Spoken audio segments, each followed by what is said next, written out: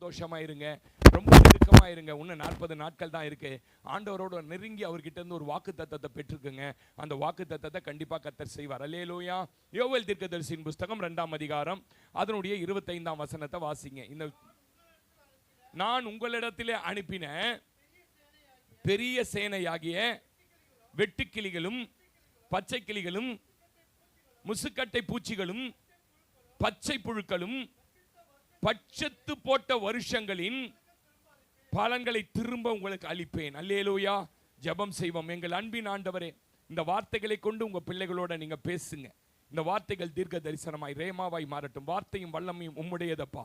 இந்த பலிபீடத்திலிருந்து நீங்க ஆண்டவரே பரலோகத்தில் இருக்க வார்த்தைகளை தந்து வழிநடத்து. நான் ஒரு அப்பிரயோஜனமான ஊழியக்காரனை தாழ்த்துகிறேன். என் மூலம் தேவ நாம மகிமைப்படட்டும். இயேசுவின் நாமத்தில் பிதாவே, ஆமென். அல்லேலூயா. இது நிறைய விவரமா நம்ம பேசிட்டோம்.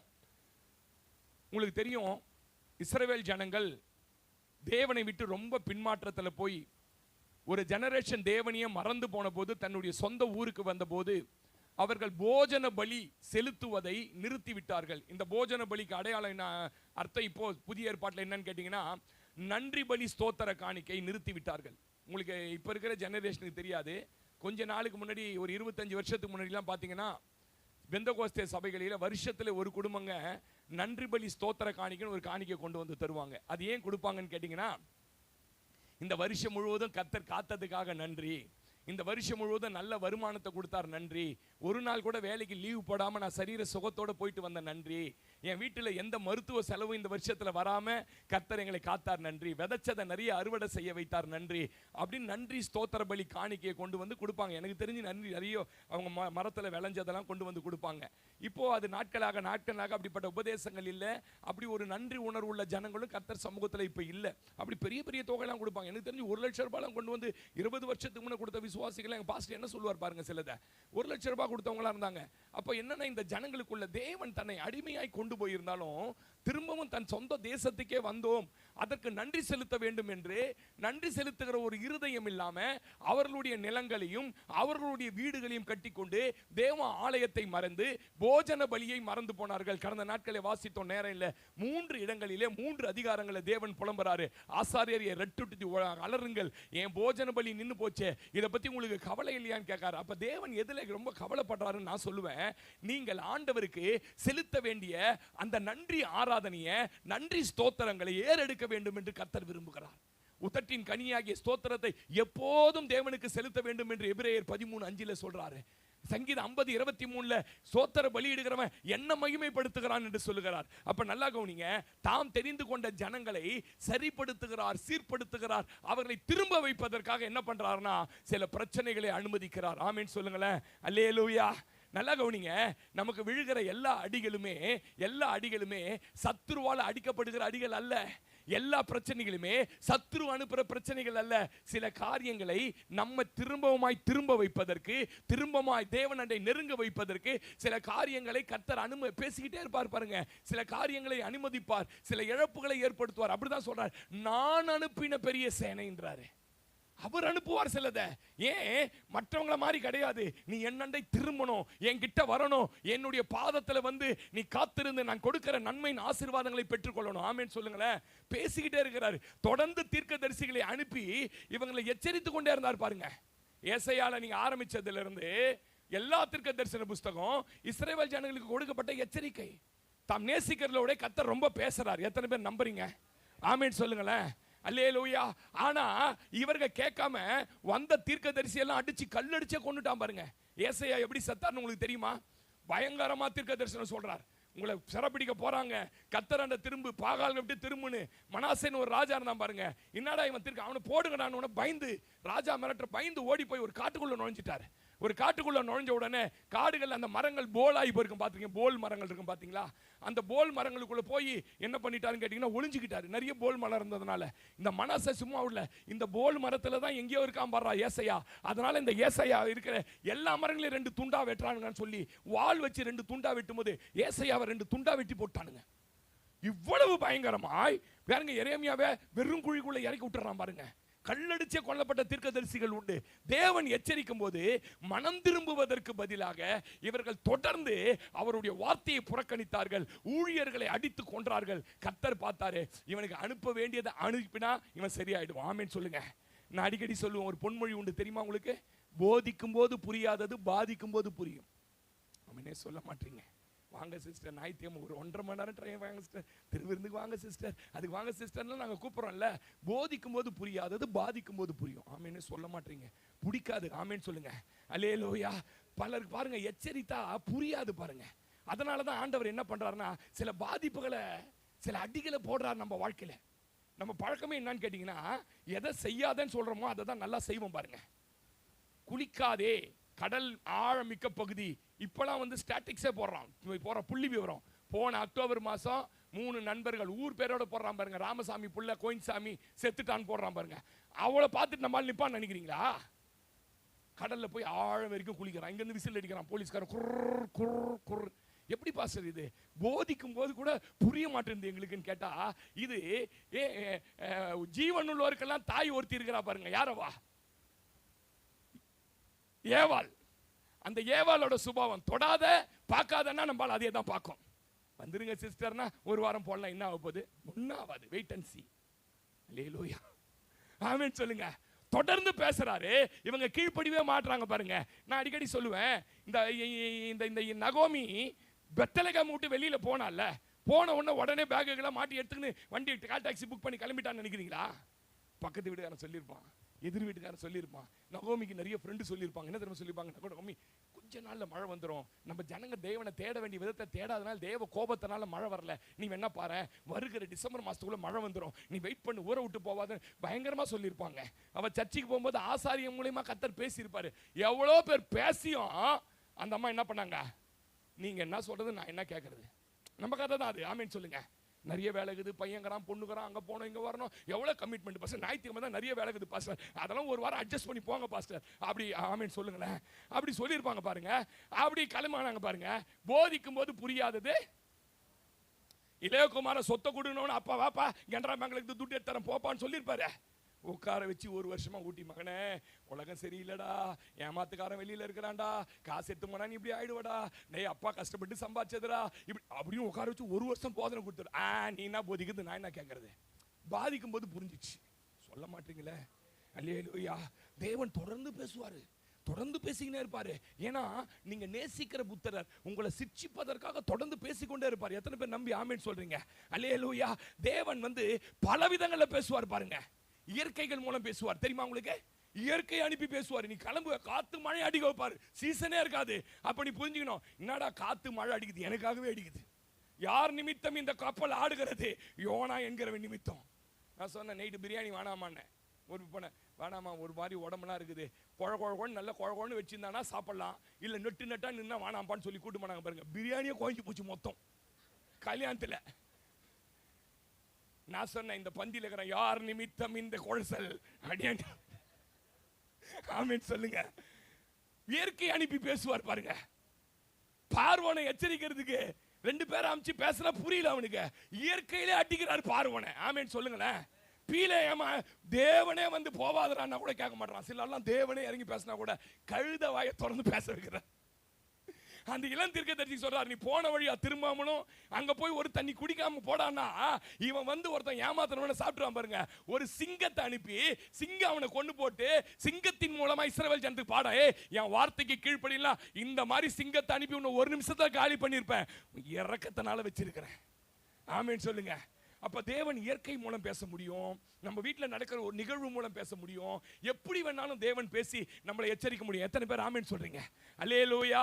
அப்ப கவனிங்க, நல்லா கவனிங்க. இப்ப இவங்க கிட்ட பேசி பேசி பார்த்து பிரயோஜனம் இல்லைன்னு உடனே வெட்டுக்கிளியா அனுப்ப ஆரம்பிச்சாரு. என்ன ஆரம்பிச்சாரு? ஏன்னா நியாயப்பிரமாணத்துல உனக்கு வரப்போற அழிவு, உன் பயிரை நீ அறுக்க முடியாத அளவுக்கு அழிவுனா அது வெட்டுக்கிளியை தான் அனுப்ப முடியும். வெட்டுக்கிளி எதற்கு அடையாளமா இருக்குன்னு கேட்டீங்கன்னா, நமக்கு விரோதமா எழும்புகிற மனிதர்களுக்கு அடையாளமா இருக்குது. ரவுடிங்கெல்லாம் சொல்லுவாங்க பாருங்க, அவனை வெட்டிட்டு வந்துருன்னு சொல்லுவாங்க பாருங்க. இந்த மாதிரி நம்மளை எப்படி பாஸ்டர் வெட்டுறாங்கன்னு கேட்டா, வார்த்தைகளாலேயே வெட்டிடுவாங்க. எல்லா அழிவு எல்லாத்தையும் அமைச்சாருங்க பாருங்க பார்வோனுக்கு. கடைசியா அனுப்பின ஆயுதம் என்ன தெரியுமா? யாத்ராகமத்தின் புஸ்தகம் எடுத்து வாசிக்க வேணாம், 10ஆம் அதிகாரம் 14, 15. வெட்டுக்கிளிகளை அனுப்பும் போதுதான் அந்த அவனுக்குள்ள கொஞ்சம் உணர்வு வந்தது. இந்த ஜனத்தை நான் ஆராதிக்க விட்டுறேன் அப்படின்னு. அப்ப கவுனிங்க, நமக்கு விரோதமாய் கவுனிங்க, சில மனிதர்களை முதல்ல கர்த்தர் எழுப்பி காண்பிப்பாரு.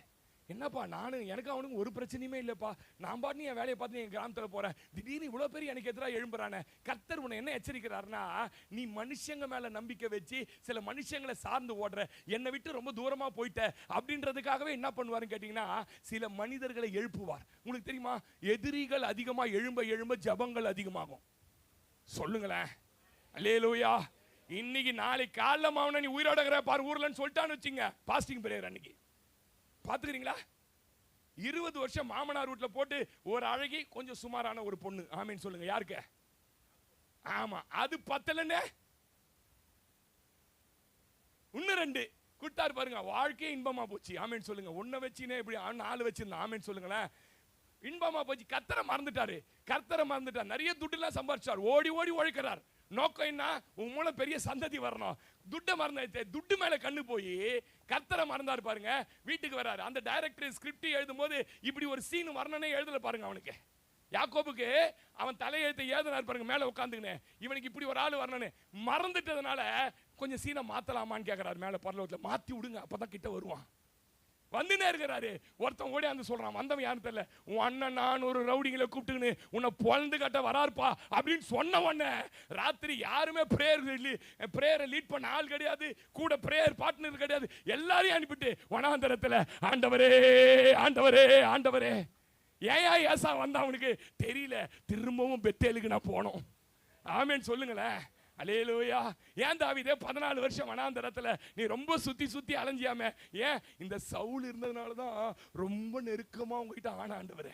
நீங்க வேணா சங்கீதத்துல பெரும்பாலான சங்கீதம் சவுலால் துரத்தப்படுகையில், சவுலால் துரத்தப்படுகையில். ஏன் பாஸ்டர் இவ்வளவு நெருக்கம் அப்படி வந்தது தாவீதுக்குன்னு கேட்டீங்கன்னா, சவுலுன்னு ஒருத்தவன் இல்லைன்னா தாவீதுக்கு நெருக்கமே இல்லை. உன் ஆபீஸ்ல உனக்கு எதிரி இல்லைன்னா நீ கர்த்தரையே மறந்துடுவ. அதனாலேயே ஒரு எதிரியை வச்சுக்கிறார். உன் வீட்டு பக்கத்துல உனக்கு ஒரு எதிரி இல்லைன்னா நீ கர்த்தரி, உன் வீட்டுக்குள்ளேயே சில எதிரி கூட பிறந்ததை வச்சிருப்பாரு உனக்கு. அப்பதான் நீ என்ன பண்ணுவ? அதை நினைச்சாவது மறவாமல் நினைப்பவரே ஏசையா. என் தங்கச்சி பாருங்க எப்படி பேசுறா அப்படின்னு சொல்லி அழுவும் பாருங்க. ஆமேன்னு சொல்ல மாட்டீங்களே. அல்லேலூயா. அப்ப வெட்டுக்கிளி என்பது என்னன்னு கேட்டீங்கன்னா, வார்த்தைகளால நம்மளை வெட்டிடுவாங்க. போன் பேசும்போதே 2 வார்த்தையில் நம்மளை காலி பண்ணுவாங்க. அன்னைக்கு பூரா உன் ஜாயினஸ், உன் ஃப்ரெண்ட் எல்லாமே போச்சு. ஏன் முன்னுகிற? ஏன் சொன்னா புரியவே புரியாது மற்றவங்களுக்கு. ஆமேன்னு சொல்லுங்க. அப்ப வெட்டுக்கிளி என்பது நமக்கு எதிராக எழும்புகிற மனிதர்கள். 2வது பச்சைக்கிளி என்னன்னு கேட்டீங்கன்னா, நஷ்டங்கள், நமக்கு வருகிற நஷ்டங்கள். முதல்ல வெட்டுக்கிளி அனுப்பி பார்த்தாரு, கேட்கல. 2வது நஷ்டத்தை அனுப்புறாரு பாருங்க. நஷ்டங்கள் துண்டு துண்டா நறுக்கி போட்டு பாருங்க. பழம் நல்லா பழுத்து வந்து சாயங்காலம் பறிக்கலான்னு பார்த்து உள்ள என்ன பண்ணும்? பச்சைக்கிளி வந்து ஒன்று என்ன பண்றோம்? அதை நீங்க கொஞ்சம் காசு சேர்ப்பீங்க பாருங்க, திடீர்னு ஒரு பெரிய நஷ்டம் வந்துடும். அப்ப உணரணும், என் ஆண்டவர் வந்து களஞ்சியங்களை சேர்த்து அமுக்கி குலுக்கி சரிந்து விழும்படி தருகிறவர் தானே. ஏன் எனக்கு இந்த நஷ்டங்கள் வருதுன்னு உட்கார்ந்து ஆராய்ஞ்சு பார்க்கணும் வாழ்க்கையை. நம்ம ஜீவியத்தில் ஏதோ ஒன்று ஆரம்பத்தில் இருந்தது, ஏதோ ஒன்று கர்த்தரை தேடினது, ஏதோ கர்த்தரோட இருந்த அந்த ஐக்கியத்தில் கொஞ்சம் குறைவுபட்டிருக்கோமா அப்படின்னு கொஞ்சம் ஆராய்ஞ்சு பார்க்கணும் பாருங்க. 3வது என்ன அனுப்புறாரு கேட்டீங்கன்னா, முசுக்கட்டை பூச்சி. இந்த முசுக்கட்டையோட தன்மை என்ன தெரியுங்களா? இங்க ஒரு செடி இருந்ததுன்றதே தெரியாத அளவுக்கு அரிச்சிரும். அது வியாதிக்கு அடையாளம். நம்ம வாழ்க்கையில முதல்ல எதிரிகளை எழுப்புவாரு, 2வது நஷ்டங்களை கொடுத்து பார்ப்பாரு, 3வது இதுக்கும் கீழ்ப்படினா கொஞ்சம் கொஞ்சமா வியாதியை இன்க்ரீஸ் பண்ணுவாரு. அந்த வியாதியை சிடி ஸ்கேனால கண்டுபிடிக்க முடியாது, எம்ஆர்ஐ ஸ்கேனால கண்டுபிடிக்க முடியாது, எந்த டாக்டராலையும் அந்த வியாதியை கண்டுபிடிக்க முடியாது. அது கொஞ்சம் கொஞ்சமா அரிச்சிடும். யோனா பாருங்க, உட்கார்ந்து அந்த ஆமனுக்கு செடி ஒரே ஒரு நைட்ல அமிச்சாரு பாருங்க, இந்த பூச்சி அமிச்சாரு பாருங்க, செடியே எல்லாம் ஆயிடுச்சு. சில வியாதிகள் ஏன் வருது தெரியுமா? நான் சொல்றேன், நீங்க எழுதி வச்சுக்க. ஆவிக்குரியவனுக்கு ஏன் வருது தெரியுமா? சில பலவீனம். நீ கர்த்தரை தேட வேண்டிய விதத்தில் தேடாம, கர்த்தருடைய நியாயப்பிரமாணத்தின் படி நடவாம, தேவையில்லாத மற்றவர்களுக்கு விரோதமா பேசி கொண்டிருக்கிற காரியங்கள் நம்ம வாழ்க்கையில காணப்படும் போது சரீரத்தில் ஆங்காங்கே பலவீனங்கள் வர ஆரம்பிச்சிரும். ரொம்ப ஜாக்கிரதையா இருக்கணும். முசுக்கட்டை பூச்சி என்பது வியாதிகளுக்கு நம் சரீரத்தை அரித்து போடுகிறதற்கு அடையாளமா இருக்கிறது. பச்சை புழுக்கள்னா என்னன்னு கேட்டீங்கன்னா, பச்சை புழு இப்ப கூட அடிக்கிறாங்க பாருங்க. பச்சை புழுக்கு தான் என்ன அடிப்பாங்க? மருந்து அடிப்பாங்க. ஏன்னா அந்த பச்சை புழு செடியில இருந்தா என்ன ஆகும்னு கேட்டீங்கன்னா, கதிர்லாம் வரும், உள்ள அந்த மணிகள் என்ன பண்ணும்? இல்லாம வளராது. அந்த மணிகள் அப்படியே அமுக்குனீங்கன்னா அப்படியே புசுக்குன்னு போயிடும் பாருங்க. என்ன பாஸ்டர் அர்த்தம்? வறுமை தரித்திரத்துக்கு அர்த்தம். எல்லாமே பார்த்தா உழைப்பீங்க, ஓடி ஓடி உழைப்பீங்க, ஆனா கையில 10 ரூபாய் காசு நிக்காது. இந்த 4 காரியங்களையும் பட்டு போன வாழ்க்கைக்கு அடையாளம். கதிர்கள் கடினமா உழைப்பாங்க, ஆனா ஒண்ணுமே வராது பாருங்க. இந்த 4ஐயும் அனுப்பிதான் அவர் அந்த ஜனத்தை திரும்ப வைக்கிறார். சொல்றாரு, நீங்க முன்னாடி மாதிரி ஒரு பிரச்சனை வந்தவொடனே ரெட்டு உடுத்தி சாம்பல் உடுத்தி அப்படியே வஸ்திரத்தை கிழிச்சி போட்டுக்கின்னு வந்து உபவாசம் பண்ணுவீங்க. உடனே நான் கேட்டு உடனே உங்களுக்கு செழிப்பை தருவேன். இந்த வாட்டி அப்படி செய்ய மாட்டேன். உங்கள் வஸ்திரங்களை அல்ல, உங்க இருதயத்தை கிழிச்சி என்கிட்ட வரணும். ஏன்னா உங்க இருதயத்தை கிழிச்சாதான் உள்ள என்ன இருக்கும் தெரியும் சொல்லி இந்த ஜனத்தோட கர்த்தர் பேசுகிறார். ஆமென் சொல்லுங்களேன். அல்லேலூயா. எனக்கு என்ன ஆச்சரியனா, இவ்வளவு நடந்து இவ்வளவு ஆண்டவர் அனுமதிச்சு இவ்வளவு சிட்சித்தும் கவனிங்க, ஜீவன் மட்டும் போல பாருங்க. நல்லா கவனிங்க, பிசாசனுடைய சோதனைக்கும் ஆண்டவர் சோதிக்கிறதுக்கும் வித்தியாசம் என்னன்னா, பிசாசனுடைய பிரச்சனை வரும்போது நம்ம ஜீவனை எடுக்க முயற்சி செய்வான். கர்த்தருடைய போதனை வரும்போது அந்த ஜீவன் போகாது, பதிலாக போதித்து கொண்டே இருப்பார், போஷித்து கொண்டே இருப்பார் நம்மளை. ஆமென் சொல்லுங்க. ஏன்னா என் மகன் என்ன பண்ணணும், என் பக்கமா திரும்பணும். ஆமென் சொல்லுங்க. பேசிட்டே இருப்பாருங்க. பிரச்சனையா இருக்கும் ஒரே பக்கம், ஒரு பக்கம் இழப்பா இருக்கும், ஒரு பக்கம் என்னென்னமா இருக்கும், பேசிட்டே இருப்பாரு. ஆண்டவர் வந்து உங்களை கைவிட்டுட்டார் அர்த்தம் என்னன்னு கேட்டீங்கன்னா, உங்ககிட்ட பேசுறதை ஸ்டாப் பண்ணிடுவார். சவுலை கைவிட்டுட்டான்றது அர்த்தம் என்ன தெரியுமா, உங்ககிட்ட பேசுறதை நிறுத்திடுவார். உங்களுக்கு ஒண்ணுமே புரியாது, கர்த்தர் பேசுறது புரியாது. நல்லா கவனிங்க, இழப்புகள் இருக்கு பாஸ்டர், எல்லாம் இருக்குது பாஸ்டர், ஆனால் கர்த்தர் பேசுறார் பாஸ்டர். ஏன் தெரியுமா, நீ மனம் திரும்பணும். எத்தனை பேர் ஆமென் சொல்லுங்க. நம்மால தெரிந்து கொள்ளப்பட்ட ஒரு வாழ்க்கையை அழகா பிரம்மாண்டமா மாத்தணுங்க, அதாங்க தேவ திட்டம். அவன் பேரை பெருமைப்படுத்தணுங்க, அவன் ஆசீர்வாதமா மாத்தணுங்க. எந்த குப்பையில இருந்தானோ அவனை கோபுரத்தில் வைக்கணும், இதுதாங்க தேவ திட்டம். அதற்காக தான் தன் பிள்ளைகளை அடிக்கிறார், அதனால தான் தன் பிள்ளைகளை சீர்படுத்துகிறார், அதனால தான் தன் பிள்ளைகளை நாள் முழுவதும் கையை நீட்டி பேசிக் கொண்டிருக்கிறார். ஆமென்னு சொல்ல மாட்டீங்களே. அல்லேலூயா. நல்லா கவனிங்க, நம்முடைய வாழ்க்கை சிறப்பா மாறணும், ஆசீர்வாதமா மாறணும், பிரம்மாண்டமா மாறணும், நீதிமானாய் மாறணும். எல்லாரும் நம்மளை பார்த்து கதை முடிஞ்சதுன்னாங்க பாருங்க. அவ்வளவுதான். கிறிஸ்டியானிட்டிக்கு எப்ப தெரியுமா ஒரு மனுஷன் வருவான், எல்லா இடமும் சுத்தி பார்த்து மந்திரம் கிந்திரம் சூனியம் கீனியம் அது இது நாடி ஜோசியம் அந்த ஜோசியம் கேட்டு எங்கேயுமே நடக்காதுன்ற பட்சத்தில் தான் வருவாங்க. எல்லாரும் என்ன நினைப்பாங்கன்னா, கடைசியில ஒண்ணு இல்ல, போய் சேர்ந்துச்சு அந்த ஜாதியில, அவ்வளவுதான், அது கதை முடிஞ்சது. நம்மளை பார்க்கறான் பாருங்க. நல்லா கவனிங்க, முடிந்த இடத்துல துவங்கி உன்னை பிரம்மாண்டமாய் மாற்றி உன்னை ஆசீர்வதித்து உன்னை அழகு பார்க்கிற ஒரு தெய்வம் இருக்கிறார். எத்தனை பேர் நம்பி ஆமென் சொல்றீங்க? சொந்த பந்தங்கள் எல்லாம் நம்மளை பார்த்துங்க என்ன பண்ணாங்கன்னு தெரியுங்களா, இவங்களாம் கடன் வாங்கின குடும்பம், இவங்களாம் முடிஞ்சு போன குடும்பம். கடன் வாங்கினவனை கடன் கொடுக்கிறவனை மாத்துறவன் நம்ம ஆண்டவர். நம்பி இருந்தா ஆமென் சொல்லுவீங்க. கீழா கிடந்த உன்னை தலையா மாத்துவாரு, வாளா கிடந்த உன்னை தலையா மாத்துவாரு. எனக்கு நல்லா ஞாபகம் இருக்கு பாருங்க. எங்க அம்மா இவனை இந்த சின்ன இவன் மாதிரி இருப்பேன், இந்த இவன் இமீடியட் அளவு தான் இருப்பேன் நான். அப்போல்லாம் எங்கள் அம்மா எங்கள் சொந்தக்காரங்க வீட்டுக்கு, மாமா சொந்தக்காரங்க 4 தாய் மாமா, அந்த வீடு போன உடனே நாங்கள் அப்போல்லாம் ஃபோன்லாம் கிடையாது பாருங்க, வரேன்னு சொல்கிறதுக்கு. நாங்கள் போகும்போது அந்த தெருவில் எங்களை பார்த்துட்டாங்கன்னா வீட்டில் அந்த சின்ன ரேடியோ கீடியோ டேப் ரிகார்ட்லாம் இருக்கும் பாருங்க, அதெல்லாம் எடுத்து உள்ளே வச்சுருவாங்க பாருங்க. கடற்கடன் எங்கள் மாமிங்க போய் நகையெல்லாம் கட்டிடுவாங்க, நகையெல்லாம் கட்டி எல்லாத்தையும் கட்டுவோம். சிலரெல்லாம் கட்ட முடியாத ஸ்டேஜில் என்ன பண்ணுவாங்கன்னா, அந்த துணியை எடுத்து என்ன பண்ணுவாங்க, ஏன்னா எங்கள் அம்மா கேட்டுருவாங்களாம், ஏதாவது உதவிக்கு தான் வருவாங்கன்னுட்டு. ஆனால் அதே ஆட்கள் இன்னைக்கு என்ன தெரியுமா சொல்கிறாங்க, இன்னைக்கு ஒரு பையனுக்கு எங்கள் தாய் மாமன் பிள்ளைக்கு நிச்சயதார்த்தம். என்ன தெரியுமா சொல்கிறாங்க, போன வாரம் மனைவி கேட்டு இருந்தா, கேட்டு எப்பா லீவ் போட்டாது வாயம்பா, ஞாயிற்றுக்கிழமை லீவ் போட்டு நம்ம இந்த வேலைக்கு வேற ஆளை யாராவது வச்சு வந்துடும்பா அப்படின்றாங்க. என்ன இல்லை மாமி வர முடியாது அப்படின்னா, நீ வந்து என் பிள்ளைய பிளஸ் பண்ணிடம்பா.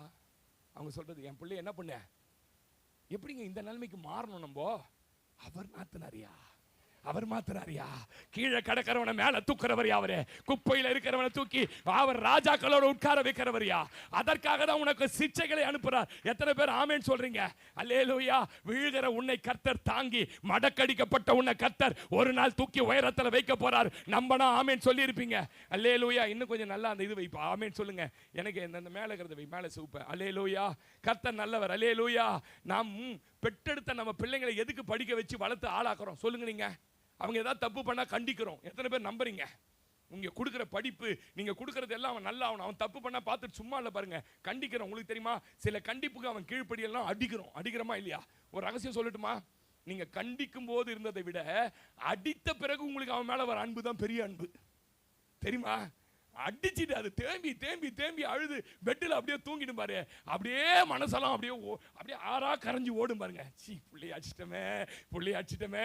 உங்களுக்கு தெரியுமா, அது அடி வாங்கி தூங்கி எழுந்ததுக்கு அப்புறம் அதுக்கு ஒரு சர்ப்ரைஸ் இருக்கு. என்ன சர்ப்ரைஸ் இருக்கு தெரியுமா? அதுக்கு பிடிச்சதை அம்மா செஞ்சு வச்சிருப்பாங்க, அதுக்கு பிடிச்சதை அம்மா வாங்கி வச்சிருப்பாங்க. ஆமென் சொல்லுங்களேன். அல்லேலூயா. நான் சொல்றேன், ஒருவேளை உங்க வாழ்க்கையில கர்த்தர் தொடர்ந்து சிச்சைகளை இழப்புகளை அனுப்புனார்னா, உங்களுக்கு பிடித்த சிலவற்றை வருகிற 2020 நம்பி இருந்தா ஆமென் சொல்லுங்க, செய்ய போறாரு. ஆமென். அவருக்கு பாசம் இல்லைன்னு அர்த்தமா இல்ல. ஆமென். எபிரேயர் 12:6 சொல்றார்ல, நான் நேசிக்கிறவன் எவனோ அவனை சிட்சித்து அவனை என் பக்கமாய் திருப்புகிறேன். நான் நேசிக்கிறவன் இடத்துல என்னுடைய சிட்சை இருக்கும். நான் உங்களை நேசிக்காம இருந்தா நீங்க வேசியின் பிள்ளை போல இருந்திருப்பீங்க. நல்லா கவனி, நான் என் பிள்ளை நீ, அதனாலேயே உன்னை என்ன பண்றேன் தெரியுமா, நிறைய அடிகளை கொடுத்து, சில அடிகள் 1 வருஷம், சில அடிகள் 2 வருஷம், சில அடிகள் 5 வருஷம், ஆனா அடி விழுந்தவனுக்கு பெரிய ஆசீர்வாதம் உண்டு. ஆமீன் சொல்லுங்க. அல்லேலூயா, அல்லேலூயா, ஆமென். கொலேசியர் 1 அதிகாரம் 28 29 வாசி பாருங்க. வாசிங்க சிஸ்டர், கொலேசியர் 1 28 29 வாசிங்க, சீக்கிரம் வாசிங்க. எந்த மனுஷனையும், அது யாரா இருந்தாலும் சரிதான், எந்த மனுஷனையும் கிறிஸ்து இயேசுவுக்குள் தேறினவனாக நிறுத்தும்படி அவரையே நாங்கள் அறிவித்து, எந்த மனுஷனுக்கும் புத்தி சொல்லி, அல்லேலூயா, உங்க தெரிந்து கொண்டதனுடைய பர்பஸ் சொல்லுவாங்களே, இது ஏன் பிரதர் வாங்கின வீட்டில் கேட்பேன்ல, இல்ல பாஸ்டர் இது இந்த பர்பஸ்க்காக வாங்கி இருக்கிறேன். உங்களை தெரிந்து கொண்டதனுடைய நோக்கமே என்ன தெரியுங்களா, எல்லாருக்கும் முன்னாடி தேறினவனா வெற்றி பெற்றவனா நிறுத்தணும். ஸ்கூல்ல தான் சொல்லுவாங்க பாருங்க, தேர்ச்சி அடைந்தவர்கள் தேர்ச்சி அடையாதவர்கள். வெற்றி பெற்றவர்கள் அவங்களை என்ன பண்ணணும்னா எல்லாருக்கும் முன்ன நிறுத்தணும் தேவன். அதுக்காகவே சில பச்சைக்கிளிகளை அனுப்புறாரு, வெட்டிக்கிளிகளை, சில பிரச்சனைகளை அனுப்புறாரு. எல்லாருக்கும் முன்ன நீங்க எப்படி இருக்கணும்னா வெற்றி பெற்று, வெற்றி பெற வைத்து, வெற்றியின் கிரீடம் சூட்டப்பட்டவர்களை எல்லாருக்கும் முன்ன நிறுத்தணும். நீங்க அப்படி மாறுவீங்கன்னு அவர் நம்புறாரு பாருங்க. ஆமேன்னு சொல்லுங்க. நான் அனுப்புகிற சிக்ஷை, நான் அனுப்புகிற உபத்திரவம், நான் அவங்கள பனிஷ் பண்ணும்போது அதை மகிழ்ச்சியாக ஏற்றுக்கொண்டு, என் அப்பா என்னை தண்டிக்கிறது என் நல்லதுக்கு தான் அப்படின்னு நீங்க மாறுவீங்கன்னு உங்களை நம்புறாரு. ஆமேன்னு சொல்லுங்க. சொல்லுங்களேன், என்ன ஆண்டவர் நம்புறாரு. நான் வெற்றி பெற்று நிப்பேன்னு சொல்லுங்க. என் சொந்தக்காரன் முன்னாடி வெற்றி பெற்று நிப்பேன், என் அக்கம் பக்கத்தில் வெற்றி பெற்று நிப்பேன். இந்த சமுதாயத்தில் ஒரு பெரிய வெற்றியாளனாய் கர்த்தர் என்னை நிறுத்த தான் போறாரு. அதற்காக தான் என்ன பண்றோம்னு சொல்றாரு. நாங்க என்ன பண்ணணும், பிரசங்கித்துக் கொண்டே இருக்கணும். ஆமென். எச்சரிக்கிறோம், போதிக்கிறோம், ஞானவானாய் மாற்றுகிறோம். கற்றுக்கொண்டதை விட்டு விடாமல் தொடர்ந்து செய்யுங்கன்னு சொல்றோம்.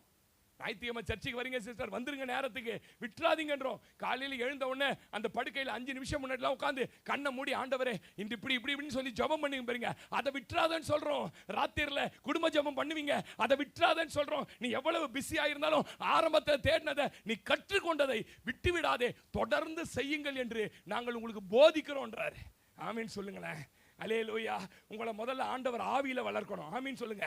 ஆவியில வளர்ந்த மாதிரியே பூமிக்குரிய வாழ்க்கையிலும் உங்களை சரி பண்ணி, உங்களை பிரம்மாண்டமான ஒரு ஆசீர்வதிக்கப்பட்ட உங்க பேரை பிரபலமாக்கி உங்களை நிறுத்தணும்ன்றது தான் கர்த்தருடைய திட்டம். இதை முடிச்சிட்டு நீங்க அவரோட அங்க இருக்கணும். இங்கே உட்காந்து போறது இல்ல. அதனால தான் சிக்ஷிக்கிறார், அதனால தான் போதிக்கிறார், அதனால தான் அடிக்கிறார். உங்களுக்கு எல்லாம் 1 நிமிஷத்தை கொடுத்துருவாருங்க. மோசேயை பார்த்து சொன்னாரு, என் கை குறுகி போச்சு நினைச்சியா, நாளைக்கு காலைல பாடுறான் நான் யாருன்னு பாருங்க. மாமனாவனால் சாப்பிட முடியல, மூக்கு வழியா வருதான். என்னது காடை எது வழியா வருதான், வேற வழியா தான் வரும் காடை. அது எப்படி மூக்கு வழியா வந்திருக்கும்? இது வரைக்கும் தின்றான் நம்பாளு. 1 நிமிஷத்துல உன்னை ஆசீர்வதித்து 1 நிமிஷத்துல உயர்த்திட முடியும். நான் இப்போ ஆராதனை சொன்னேன்ல, ஆபிரகாம் புறப்பட்டு வந்தான் பாருங்க, விக்கிரகத்தெல்லாம் விட்டுவிட்டு வந்த உடனே அடுத்த 10வது மாசம் சாராளுக்கு டபுள் குழந்தை. எத்தனை குழந்தை? ஒரு ஈசாக்கு, ஒரு நீசாக்கு. ஆமேன்னு சொல்லுங்க. 2 சாக்கை கூட்டு போய் என்ன பண்ணிருக்கலாம் அவன்? பாத்தியா, நான் போன கடவுள் எப்படிலாம் எனக்கு கொடுத்துட்டாரு பாத்தியா, நீங்களும் வாங்க, நீங்களும் வாங்க, நீங்க வாங்கலன்னு ஆபிரகாம் ஒரு சுவிசேஷகனா என்ன பண்ணிருக்க முடியும்? அவரு ஈசாக்கை விட நான் பெருசு நிரூபிக்கணும். அதை பலியிட சொன்னாலும் பலியிடணும். அப்போ உன்னை என்ன பண்ணணும்னா முதல்ல என்னோட நடக்க வச்சு ஆவியில வளர்க்கணும். உன் ஆவிக்குரிய அந்த ஒரு உறுதித்தன்மை உள்ளவரெல்லாம் மாற்றணும். இதை தான் தேவன் விரும்புகிறாரு. இப்போ உனக்கு ஒரு வீடு கொடுப்பாரு, உனக்கு ஒரு கார் கொடுப்பாரு, உனக்கு பிள்ளைங்களை. ஆமேன்னு சொல்லுங்க. ஆனா உன் கண்ணி இனிமே அது மேல போவாது. ஆமேன். அதுக்காக தான் சில உபத்திரவத்தால் வளர்க்கிறார். வந்த அந்த வருஷமே உனக்கு எல்லாம் கொடுத்துருந்தாருன்னா ஏன் சர்ச்சைக்கு வரல? குழந்தை அழுது பாஸ்டர், 3 வயசா வளர்ந்து நடக்கும்போது வரம் பாஸ்டர் இருப்பேன். ஆமேன்னு சொல்லுங்க. இப்ப டெலிவரி ஆகி நேரா அங்கதான் வருது. எங்க வருது? குழந்தை பெருசா ஏசு பெருசான்னு கேட்டா ஏசப்பா தான் பாஸ்டர் பெருசு. அப்ப இந்த குழந்தைங்க போட்டு போறியா? போட்டு போறேன், வளர்த்துங்க பாஸ்டர். அந்த அளவுக்கு நீ மாறணும். இல்லையாவே சொல்ல மாட்டீங்களே. வீடு கட்டினா ஒரு 100 பேர் உட்கார்ற மாதிரி ஒரு ஆளு. அதுக்கு முன்ன வீடு கட்டினா உனக்கு பெருமைப்படுறதுக்கு ஒரு வீடு கட்டலாம் நினைச்ச. இப்ப சொல்ற இயேசுவின் நாம மகிமைப்படும்படியா ஒரு வீட்டை கட்டணும். இதெல்லாம் எப்படி பாஸ்டர் வந்தது? அப்படி போதிச்சு உன்னை நடத்துறார். எந்த மனுஷனும் கிறிஸ்து இயேசுவுக்குள் தேறினவனாய் வெற்றி பெற்றவனாய். அல்லேலூயா சொல்லுங்களேன். ஆமீன். இதெல்லாம் நான் யோசிச்சுட்டு இருக்கும்போது ஆண்டவரை நம்பி வந்தவங்களை எப்படி ஆண்டவர் மாற்ற விரும்புகிறார் அப்படின்னு நான் பேசும்போது என்கிட்ட அந்த நகோமியை கொண்டு ஆவியானவர் கனெக்ட் பண்ணார் பாருங்க. பயங்கர சப்ஜெக்ட். நான் நகோமியை ரூத்தை பத்தி நிறைய பேசியிருக்கிறேன். ஆனா இந்த தடவை தேவன் வேறு விதமா பேசினார் பாருங்க. உங்களுக்கு தெரியும் எல்லாருக்கும், பெத்லகேம் என்ற ஒரு அருமையான வளமிக்க ஒரு ஊர்ல வாழ்ந்து கொண்டிருந்த நகோமி சின்ன ஒரு அங்க பஞ்சம் வந்த போது தன் பிள்ளைகளையும் கணவனையும் கூப்பிட்டு கொண்டு 3-4 பேராய் புறப்பட்டு போனவங்க அந்த ஊர்ல போய் ஒரு கல்யாணம் பண்றாங்க. 2 பிள்ளைகளை கல்யாணம் பண்றாங்க பாருங்க. கல்யாணம் பண்ண கொஞ்ச நாளுக்குள்ள வீட்டுக்காரர் செத்துட்டாரு. கல்யாணம் பண்ண கொஞ்ச நாளுக்குள்ள 2 பிள்ளைகளையும் செத்துட்டாங்க. இப்ப நகோமியோட நிலைமை என்னன்னு கேட்டீங்கன்னா, ஒருவேளை ஆகாரம் கூட அல்ல, ஒன்றுமே இல்லாதவளாய் திக்கற்று போய் அந்த மோவாபில நின்ன போது, மோவாபில பிச்சை எடுக்கணும்னு நினைக்கல பாருங்க. அவ மோவாபை விட்டு என் ஊருக்கு போன கர்த்தர் என்ன நல்லா ஆக்கிடுவாரு, என் ஊர் ஒரு பெரிய ஆசீர்வதிக்கப்பட்ட ஊரு, அங்கே கர்த்தர் எல்லாரையும் சந்திக்கிறாராம் என்று எழும்பி போது மாமியாருங்க என்ன சொல்றா, 2 மருமகிட்டையும், அம்மா நீங்க சின்ன பிள்ளைங்க, என் வாழ்க்கை முடிஞ்சு போச்சு, என் கதை முடிஞ்சு போச்சு, அதனால நீங்க திரும்பி அம்மா வீட்டுக்கே போயிடுங்க என்று சொன்ன போது ஒரு வார்த்தைக்கு கீழ்ப்படியாத ஒரு மருமக வந்தா பாருங்க. அவ பேர் தான் ஓர்பால். ஆமென் சொல்லுங்க. அப்படியே கீழ்ப்படிஞ்சு என்ன பண்ண, நான் போயிட்டு வராத்த வேற கல்யாணம் பண்ணிக்கன்னு போயிட்டா. ஆனா வார்த்தைக்கு கீழ்ப்படியாத ஒரு மருமக. அவ யாரு? அதெல்லாம் நீங்க பேசாதீங்க. ஆமென் சொல்லுங்க. இப்போ நீங்களே புரிஞ்சுங்க எது நல்ல மருமக. சும்மா அவங்க எதிர்க்க ஆமா செய்யறாத்தன்றது நடிக்குது. ஆமென் சொல்லுங்க. அல்லேலூயா. கவனிங்க, இங்க வருகிறாங்க பாருங்க. இங்க வந்த பொழுது நடந்தது என்ன? அவ வந்துட்டாங்க, நைட் வந்து தங்கிட்டாங்க. அந்த பழைய 10 வருஷம் ஆச்சு பழைய வீட்டை ஏதோ ஆல்டர் பண்ணி எங்க ஓரமா பாய் போட்டு படுத்துட்டாங்க. காலைல எழுந்தா 2 பேருக்கும் பசிக்குது. என்ன பண்ணலாம்? இந்த ஊர் புது ஊரா இருக்கு, இந்த ஊர்ல நான் ரொம்ப வளமா வாழ்ந்தவன், அடுத்தவங்க கிட்ட போய் சாப்பாடு இல்லைன்னு கேட்க வெக்கமா இருக்குது எனக்கு, என்ன பண்ணலான்னு வந்த மருமக சொல்றா, அத்தை எல்லாம் அறுக்கிறத வரும்போது பார்த்தேன்ல, நான் போய் வயல் ஒளி ஓரத்துல அந்த வரப்பு மேல ஏதாவது சிந்தி இருந்தா கதிர்களை பொறுக்கி வரேன், கொஞ்சம் நம்ம இடிச்சு என்ன பண்ணலாம், சேர்த்து அப்பம் சுட்டு சாப்பிடலாம் அத்தை. சரி போ அப்படின்னு அனுப்புனா பாருங்க. அனுப்புனா அவ போனா நேரா போவாஸ் நிலத்துக்கு போயிட்டா. சொல்லுங்களேன், எங்க போயிட்டா? அதான் நேற்று எத்தனை பேர் இன்சிடென்ட் சொல்லுக்குமார் அண்ணன் யூடியூப்ல செய்தி பாருங்க, பார்க்க வேணான்னு சொல்ல. நல்ல பரிசுத்தவான்கள் வசனத்தை நல்லா போதிக்கிற சாட்சி உள்ள ஊழியக்காரர்களுடைய செய்தியை பாருங்க. எல்லா வலைதளங்களுக்கும் ஏற்ற வலைதளங்கள் இல்லைன்னாரு. அதே மாதிரி சபை, ஒரு சபை எடுத்துக்கிட்டீங்கன்னா ஒரு ஊர்ல 50 சபை இருக்கும். 50 சபையில எந்த சபை உங்களை கர்த்தரோட கனெக்ட் பண்ணுதுன்னு பார்க்கணும். எந்த சபை உங்களை ஆவியில வளர்க்குது, அந்த சபையில இருக்கிற போதிக்கிற அந்த ஊழியக்காரனுடைய வாழ்க்கையின் சாட்சியை பாருங்க. எத்தனையோ நிலை இருந்து கர்த்தர் எங்க திரும்ப கொண்டு வந்தாரு, அவளை வளர்க்கிற, உருவாக்குகிற, அவளை ஆசீர்வதிக்கிற ஒரு வயல் நிலமாகிய போவாசி நிலத்துக்கு கொண்டு வந்தார். ஆமென் சொல்லுங்க. இப்போ போவாஸ் நிலத்துக்கு வந்துட்டா, போவாஸ் வந்தார், பார்த்தாரு, கண்ணில் தயவு கிடைச்சது, போக வேண்டிய இடத்துக்கு போனாதான் தயவு கிடைக்கும். ஆமென் சொல்லுங்களேன். தயவு கிடைச்சது பாருங்க. அவர் இன்னும் அள்ளி கொடுத்து அனுப்புறாரு. வீட்டுக்கு வந்தவன அவ கேட்கறா, யார் வேண்டிய நிலத்துக்கு போனேன்? போவாசுடைய நிலத்துக்கு. ஐயோ அவன் ரொம்ப நல்லவராச்சே. ஆமென் சொல்லுங்க. கண்டிப்பா உனக்கு என்ன பண்ண போறாருன்னா நல்லது நடக்க போகுது. இப்போ போவாஸ் இடத்துல போனல, பொறுக்குகிறவளா போனல, இப்போ போவாஸுக்கே நீ மனைவியா மாறணும். ஆமென் சொல்லுங்களேன். மணவாளனுக்கு மணவாட்டியா மாறணும். அப்படின்னா நீ இருக்கிற பொசிஷன்ல இருக்க கூடாது, உன்னை நான் மாத்த விரும்புறேன். வாசிங்க, என்னோட கூட வாசிங்க. ரூத் 3ஆம் அதிகாரம் 1 வசனம் 3ஆம் வசனம் வாசி.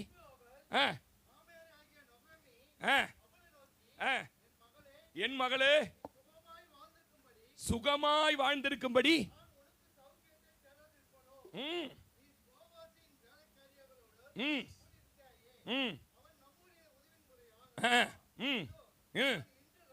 இன்று ராத்திரி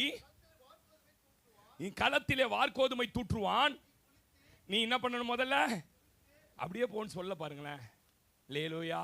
நீ குளித்து எண்ணெய் பூசி போதிக்கிறா, உபதேசம் கொடுக்கிறா. இப்ப நான் கொடுக்குற மாதிரி உபதேசம் கொடுக்கிறா. ஏமா நீ வந்து வேலைக்காரியா இருந்தப்போ போன பாரு, அவன் பார்த்த உடனே நல்லா இருக்கிறாள். அப்படி இல்லை, நீ கொஞ்சம் மாற வேண்டி இருக்குது. தன்னை நம்பி வந்துட்டா ஒருத்தி, தன்னை நம்பி வந்துட்டா. இவ வாழ்க்கையை நல்லா ஆக்கணும், இவ நல்ல செழிப்பா மாறணும், இவ பெரிய பணக்காரியா மாறணும். எந்த இடத்துல அவமானப்பட்டாலோ அந்த இடத்துல உயர்ந்த இடத்துல என் மருமவுல நிறுத்தணும்னு அந்த நகோமிக்குள்ள இருந்த வாஞ்சை. நான் சொல்றேன், நகோமியை காட்டிலும் இயேசு ராஜா 1000 மடங்கு பொன்மன செம்மல். அவர் உண்மையான பொன்னமைச்சமே எம்ஜிஆர் இல்லை, என் ஆண்டவர் தான். ஆமென் சொல்லுங்க. தன்னை நம்பி வந்தவங்களுக்கு அவர் சோறு போட்டாராம் பாருங்க. இவரை நம்பி வந்தவங்களை கர்த்தர் ஆசீர்வதிக்கிறவர். அல்லேலூயா.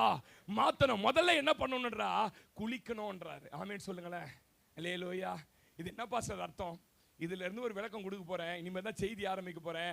ஆனா நிறைய பேருக்கு இந்த விளக்கெல்லாம் பிடிக்காது. ஆமென் சொல்லுங்க. இந்த குளிப்பது என்பது எதற்கு அடையாளம்னா, ஞானஸ்தானம் எடுப்பதற்கு அடையாளம். ஆமென் சொல்லுங்களேன். ஞானஸ்தானத்தின் நோக்கம் என்னன்னு புரிந்துக்கணும் முதல்ல. நிறைய பேருக்கு ஞானஸ்தானத்தினுடைய நோக்கமே புரியறது இல்லை பாருங்க. ஞானஸ்தானத்தின் நோக்கம் புரியாததுனால தான் கிறிஸ்துவ வாழ்க்கையினுடைய மகிமை தெரியல நிறைய பேருக்கு. இவன் சொல்ற முதல்ல நீ என்ன பண்ணணும்னா குளிக்கணும். ஆவிக்குரிய ரீதியா ஞானஸ்நானம் என்பது ஃபர்ஸ்ட் ஸ்டெப். நீங்க கடவுளோட இணைக்கப்படுவதற்கு ஃபர்ஸ்ட் ஸ்டெப். ஆமென் சொல்லுங்க. அது நோக்கத்தை புரிந்து கொள்ளணும். அப்படியே வாங்க போன அவ சொல்லி இருக்கலாம், சொல்லல பாருங்க. நீ முதல்ல குளிக்கணும். ஆமென் சொல்லுங்க. இந்த ஞானஸ்நானத்தை 3 காரியம் இருக்கு. ஒன்று, வெளி உலகத்திற்கு நான் கிறிஸ்தவனா மாறிட்டேன் என்பதை காண்பிப்பதற்கு ஞானஸ்நானம். நல்லா கவனிங்க. வெளி உலகத்திற்கு நான் கிறிஸ்தவனா மாறிட்டேன் என்பதற்கு ஞானஸ்நானம். இரண்டாவது, தேவன் என் பாவங்களை மன்னித்து விட்டார், என்னை ஏற்றுக்கொண்டார் என்பதனுடைய அடையாளம் ஞானஸ்தானம். ஆமென் சொல்லுங்க. மூணாவது, தேவன் என்னை ரொம்ப நேசிக்கிறார், என் மேல அன்பா இருக்கிறார், அதனால நான் ஞானஸ்தானம் எடுத்துக்கொண்டேன். இந்த 3 தான் ஞானஸ்தானம் எடுத்ததனுடைய அடையாளம். ஆமென் சொல்லுங்க. சொல்லி மறந்துடாதீங்க. சொல்லுங்க. வெளி உலகத்திற்கு நான் கிறிஸ்தவனாய் மாறிவிட்டேன். இரண்டாவது, என் பாவங்கள் எல்லாம் மன்னிக்கப்பட்டு விட்டது நிச்சயம் எனக்குள்ள வந்துருச்சு. மூணாவது, தேவன் எல்லாவற்றுக்கும் மேலே என்னை ரொம்ப நேசிக்கிறார், அதனால தான் இவ்வளோ ஜனத்தை விட்டுட்டு என்னை என்ன பண்ணாரு, ரட்சித்தார் என்பதனுடைய அடையாளம். ஆமென் சொல்லுங்களேன். அப்போ இந்த ஞானஸ்தானத்தை எடுத்த உடனே நம்ம என்ன நினைக்கிறோம் அப்படின்னு கேட்டீங்கன்னா, நான் முழுவதுமாய் மாறிவிட்டேன், நான் முழுவதுமா சரியாயிட்டேன் அப்படின்னு பல பேர் நினைக்கிறாங்க. உடனே எதையுமே சரி பண்ண முடியாது பாருங்க. ஞானஸ்தானம் என்பது எல்கேஜி மாதிரி, உங்களுக்கு புரிஞ்ச மாதிரி சொன்னா எல்கேஜி தான் ஞானஸ்தானம். எல்கேஜிக்கு வந்தவொடனே நீங்க என்ன பண்றீங்கன்னா, இங்கிலீஷ் பிளியன்ஸா படிச்சு அவன் கடகடன் இங்கிலீஷ்லயே பிஹெச்எல் படிக்கணும்னு நினைக்கிறோம். நடக்காது. ஞானஸ்தானம் எடுத்து உள்ளதான் இப்ப என்ன பண்ணிருக்கிறான், உடனே சரியாக முடியாது பாருங்க. நிறைய பேர் சொல்லுவாங்க பாருங்க, எனக்கு நல்ல ஞாபகம் இருக்குது பாருங்க, பாஸ்டர் ரொம்ப கீழ்ப்படிய மாட்டான், முரட்டுத்தனம் பண்றான், அடிக்கிறான் பாஸ்டர், எல்லாரையும் பயங்கரமா, இவனை குடும்பம் ஞானஸ்தானம் கொடுத்துருங்க பாஸ்டர், சரியாயிடுவான். அது எப்படி சரியாயிடுவான்? ஒரு அம்மா சொல்லுது பாருங்க, எப்ப பாரு குடிக்கிறாரு பாஸ்டர், ஒரே பிரச்சனை பாஸ்டர் இவர, அதனால கொஞ்சம் ஞானஸ்தானம் கொடுத்துருங்க பாஸ்டர், சரியாயிடுவார். அது எப்படிங்க சரியாயிடுவான்? புரியுதா? நம்ம தப்பா ஞானஸ்தானத்தை பத்தி என்ன பண்ணி இருக்கிறான். ஒருத்தவங்க சண்டைக்கு வந்தான் பாருங்க கிராமத்துல, என் பொண்டாட்டிக்கு வந்து ஞானஸ்தானம் நீங்க சரியா கொடுக்கல பாஸ்டர்னா. நான் சொன்னேன், என்ன சரியா கொடுக்கலன்னா இன்னும் கொஞ்ச நேரம் முக்கிய வைக்க சொல்றான். நான் உள்ளிய அப்படி அவன் சொல்றான், அப்படி முக்கியம் தான் நல்லா இருந்திருக்கியான்றான். என்னன்னா, ஞானஸ்தானம் எடுத்ததுக்கு பிறகுதான் பயங்கரமா கோவப்படுறா. ஞானஸ்தானம் எடுத்த பிறகு அதுக்கு முன்னாடி சண்டை வாயில போட்டு இருந்தா பாஸ்டர், இப்ப கையை தூக்கின்னு வரா பாஸ்டர், எனக்கு நீங்க சரியா கொடுக்கலையோன்னு என்கிட்ட சண்டைக்கு வந்துட்டான் பாருங்க. நான் சொன்னேன், ஞானஸ்தானம் கொடுத்தா கோவம் போயிடும், நான் பொய்யா புழுகுறான். அது பாருங்க, வாயை தந்தர பொய்யா என்ன பண்றா. நான் சொன்னேன், ஞானஸ்தானத்தை பொய் பேசாது, ஞானஸ்தானத்தை சண்டை போடாது, ஞானஸ்தானத்தை கோவப்படாது அப்படின்னு நான் சொல்லி கொடுத்தேன். நான் கேட்டேன், நம்ப நான் நினைக்கிறேன்னா ஞானஸ்தானம் கொடுத்துட்டா என்ன ஆயிடும்? சொல்ல மாட்டீங்க. ஆமீன், ஹல்லேலூயா. அப்ப பாருங்க, அதனால தான் வீட்டுல சண்டை வந்துட்டா கூட உடனே என்ன பண்றேன்னு கேட்டீங்கன்னா, அது ஆம்பளையா இருந்தாலும் பொம்பளையா இருந்தாலும், நீ ஒரு ஞானஸ்தான தாள் மாதிரி பேசு, நீ ஆண்டவர் பிள்ளை மாதிரி பேசு, ஞானஸ்தானம் ஏத்திருக்கிற சொல்றமா இல்லையா? சொல்ல மாட்டீங்களா? ஆமேனே, ஞானஸ்தானம் ஏத்தா பேசு அப்படின்ற பாருங்க. சபையில கூட பிரச்சனை வந்துட்டா, பாஸ்டர் ஏன் பாஸ்டர் அவங்களுக்கு எல்லாம் ஞானஸ்தானம் குத்திங்க, இன்னும் மாறவே இல்லை பாஸ்டர் அவங்க. இப்படி அந்த ஞானஸ்தானத்தை பத்தி நமக்கு ஒரு தெளிவான விளக்கமே இல்லை பாருங்க. ஆரம்பம் இது, அர்த்த பயிரை இப்பதான் உள்ள கொண்டாந்து போட்டு இருக்கிறான். அதுல கல் இருக்கும், தூசி இருக்கும், ரேஷன் கடை கோதுமைன்னு வச்சுக்க. இதான் இனிமே தான் என்ன பண்ணணும்னு கேட்டீங்கன்னா, கல் எடுக்கணும். உடனே எல்லாம் கல் எடுக்க முடியாது பாருங்க, ஏன்னா பிறந்ததுல இருந்து உள்ளது கல். அந்த கல்லான இருந்து அதெல்லாம் கொஞ்சம் மாத்தி எல்லாத்தையும் எடுத்து போட்டு கொஞ்ச நாள் என்ன பண்ணணும்னு கேட்டீங்கன்னா, தண்ணியில முக்கணும், அழுக்கோ வரும். நீ ரேஷன் கடை கோதுமையை 150 வாட்டி கழுவினா 150 வாட்டி அழுகுறோம். கழுவணும், கழுவி கொஞ்சம் வெயில்ல காய வச்சு அதுக்கப்புறம் உரல்ல போட்டு என்ன பண்ணணும். நீங்க என்ன நினைக்கிறீங்க, உள்ள வந்த உடனே கோதுமை சுட்டு சாப்பிட்டு சூப்பரா டேஸ்ட் ஆகாது, டேஸ்ட் ஆகாது. ஆமென் சொல்ல மாட்டீங்களே. அல்லேலூயா. ஆரம்பங்க இது அவங்க. அதனால தான் எதுக்கு எடுத்தாலும் என்ன பண்றது, ஞானஸ்தானம் எடுத்துட்டா ஞானஸ்தானம் எடுத்துட்டு என்ன நடக்க போகுது உங்களுக்கு தெரியுமா? இஸ்ரவேல் ஜனம் யார்கிட்ட ஞானஸ்தானம் எடுத்தாங்கன்னு தெரியுமா உங்களுக்கு? யார்கிட்ட எடுத்தாங்க ஞானஸ்தானம்? சட்டா சொன்ன மோசே கிட்ட ஞானஸ்தானம் எடுத்தவன். திருவிருந்து யார் கொடுத்தா தெரியுமா உங்களுக்கு? தேவனே இறங்கி வந்து கொடுத்தார். அவர் அப்பத்தையும் அவர் வந்து, நீங்க 1 Corinthians 10 வீட்டுல போய் வாசிக்கங்க. ஞானஸ்தானம் எடுத்தாலே வனாந்தரத்தில் இச்சை உள்ளவனாகி கர்த்தரை பரிச்சை பார்த்து கூடாரத்தில் முறுமுறுத்து உலகத்தினுடைய ஆசீர்வாத இன்பங்கள் எல்லாவற்றையும் அனுபவிக்கணும்னு நினைச்சான். யார் கையில ஞானஸ்தானம் எடுத்தது? நானா? மோசே கொடுத்த ஞானஸ்தானமே என்ன ஆகி போச்சுன்னு கேட்டீங்கன்னா, அதுக்கு தான் பவுல் சொல்வார் கொரிந்தியர் புத்தகம், எப்பா ஞானஸ்தானத்தை கொடுக்கும்படி கர்த்தர் என்ன அனுப்பலப்பா, சும்மா வந்து பவுல் கையில தான் ஞானஸ்தானம் எடுப்ப. நீ பவுல் கையில எடுத்தாலும் மாற போறது இல்ல. கிறிஸ்துவ பத்தி பிரசங்கிச்சு உன்னை தேறினவனா கிறிஸ்துவ மாதிரியா மாத்தணுன்றதுக்காக தான் நான் வந்திருக்கிறேன். சொல்லுங்க, புரியுதா இல்லையா நான் பேசுறது? மோசே கிட்ட ஞானஸ்தானம் எடுத்த ஆளுக்கு இச்சை வந்து தான் பாருங்க, புசிக்கணும் குடிக்கணும் அப்படின்னா இந்த ஜாலி லைஃப். ஞாயிற்றுக்கிழமைனா ஜாலி லைஃப், ஆமேன்னு சொல்லுங்க. ஜாலியா கறி வாங்கி ஜாலியா ஜாலியா அது அவங்க, ஆமேன்னு சொல்லுங்க. ஜாலி லைஃப் பாருங்க. விக்கிரக ஆராதனை காரணம் மாட்டானா, என்ன மாட்டானா? 3ஆம் சனிக்கிழமை போய்க்கிறான் போல இருக்குது பிரதர். ஆடி மாசம் குழுக்கு சொந்தக்காரன் வீட்டுக்கு போய்க்கிறான் போல இருக்குது பிரதர். மஞ்சா தண்ணி வந்தா ஃபர்ஸ்ட் ஆளா நின்று இருக்கிறான் போல இருக்குது பிரதர். சந்தானம் வைக்கிறதுக்கு போட்டுக்குது. விக்கிரக ஆராதனை காரணம் மாறிட்டான். வேசித்தனம் பண்ணானா. நீங்க அதை நோட் பண்ணீங்க. 1 கொரிந்தியர் 10ஆம் அதிகாரம் 2-7 வேசித்தனம் பண்ணா பாருங்க. கர்த்தரை முறுமுறுத்தான் பாருங்க. அப்ப நான் என்ன சொல்ல வரேன் கவனிங்க. சரி பண்ண வேண்டியது வெளிப்பிரகாரமான ஆளை இல்ல, வெளிப்பிரகாரம் கொடுக்க வேண்டியது ஞானஸ்தானம் வெளிப்பிரகாரமான ஞானஸ்தானம் இல்ல, உள்ள ஒரு ஞானஸ்தானத்தை கொடுக்கணும். என்ன ஒருத்தர் ஆமீனே சொல்ல மாட்டேன். கரெக்டா பேசிருக்கீங்க பாஸ்டர். இன்னைக்கு தான் உங்க பிரசங்கத்திலே கரெக்டான பிரசங்கம் இதுதான். ஆமீன் சொல்லுங்க. அப்ப வெளிப்பிரகார ஆளுக்கு ஞானஸ்தானம் கொடுக்கிறது ஈஸி, உள்பிரகாரமான ஞானஸ்தானம் தான் ரொம்ப கஷ்டம். இன்டர்னல் மெடிசன் எக்ஸ்டர்னல் மெடிசன் ரெண்டு இருக்கும் பாருங்க. என்னதான் எக்ஸ்டர்னல் மருந்து போட்டீங்கனாலும் உள்ள என்ன பண்ணுவான்? ஊசி. வெளில தானே புண்ணு, உள்ள ஏன் கொடுக்குறீங்க மாத்திரை? உள்ள இது இங்க குச்சாதான் இது இங்க ஆறும். ஆமாவா இல்லையா? ஆமாவா இல்லையா? இல்லைன்னா இது நீ போட்டீங்கன்னா ரொம்ப நாளாக ஆகிறதுக்கு 3 மாசம் ஆகும், பரவாயில்லையா? இது போட்டா டாக்டர் 3 நாள்ல காஞ்சிரும். ஆமேன்னு சொல்லுங்க. அப்போ ஆண்டவர் வெளியில கொடுக்கிற ஞானஸ்தானம் மேட்டரே இல்ல, உள்ளுக்குள்ள ஞானஸ்தானம். வெளிப்புறமான மாற்றத்துக்கு ஒத்துழைப்பு சீக்கிரம் கொடுத்துருவோம் பாருங்க. என்ன பண்ண போறார் பாஸ்டர்? மிஞ்சி போனா என்ன 3 நிமிஷமாவும் போறார். 3 நிமிஷம் தான் செத்துருவோம். ஒரே செகண்ட். பிதா குமாரன் பரிசுத்த ஆவி நாமத்திலே அல்லேலூயா தோத்திரம் வருவாய் தருணம் இதுவே. சொந்தக்காரனா வருவான், புது துணி எல்லாம் வாங்கிக்கணும். ஆமேன்னு சொல்லுங்க. வந்து அப்படியே அவனுக்கு 2 பிரியாணியை போட்டு நான் கிறிஸ்டினா மாட்டேன். White and white. எங்க ஊர்ல பாத்தீங்கன்னா ஒயிட் அண்ட் ஒயிட் வரவெல்லாம் ஒயிட் அண்ட் ஒயிட். ஆமேன்னு சொல்லுங்க. அதுக்கு ரொம்ப ஒத்துழைப்போம் பாருங்க.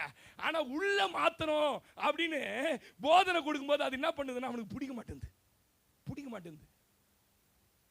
நீங்க யாரும் தப்பா விளங்கினா ஒன்னே ஒன்று சொல்லட்டுமா? நான் ஒரு பாஸ்கிட்ட அசிஸ்டண்டா இருந்தேன். அன்தாசிஸ்டுக்கு புரிஞ்சுறேன். நான் சொன்னேன், வந்து இருக்கிறோம், கடலூர் போயிட்டு வந்து இருக்கிறோம்.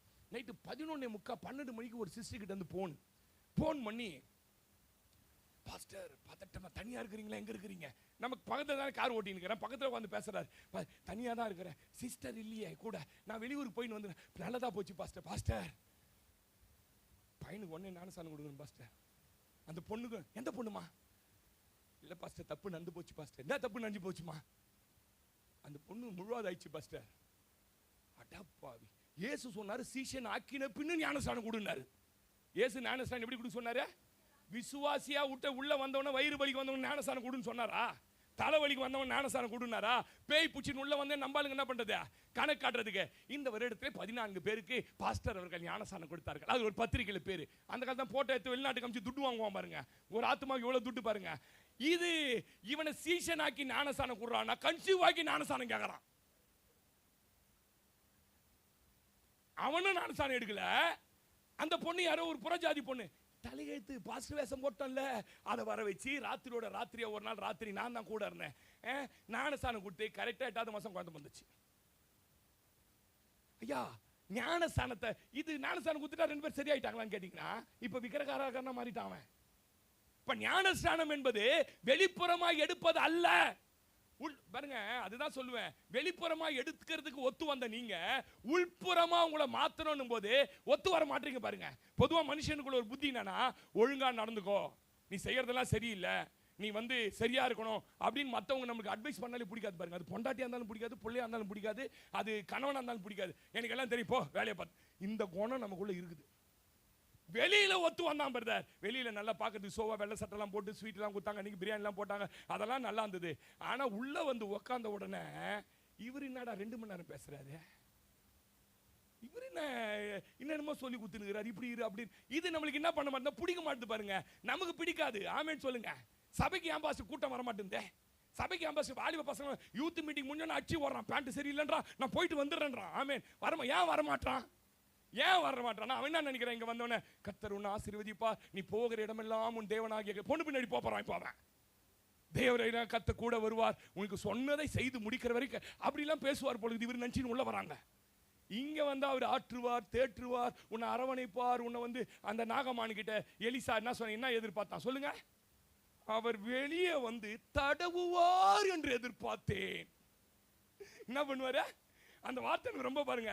அவர் வெளியே வந்து தடவி என்ன பண்ணோம். சில ஒரு அம்மா சொல்லிச்சு பாருங்க, பயங்கர தொண்டை, நமக்கு தொண்டை தான் பிரச்சனை இருக்கு, இஎன்டி ப்ராப்ளம், தொண்டை கட்டின்னு இருக்குது பாருங்க.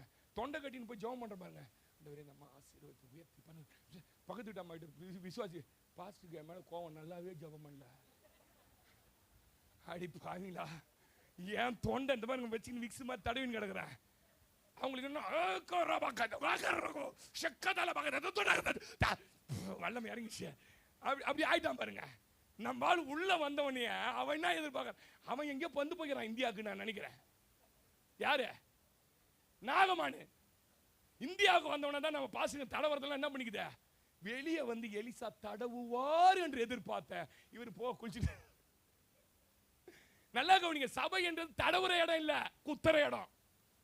சொல்லுங்க, சொல்லவே மாட்டீங்க உங்களுக்கு. அல்லேலூயா. எனக்கு ரொம்ப பிடிச்சது என்ன தெரியுமா, பவுல் சிறைச்சாலையில் இருக்கிறாங்க.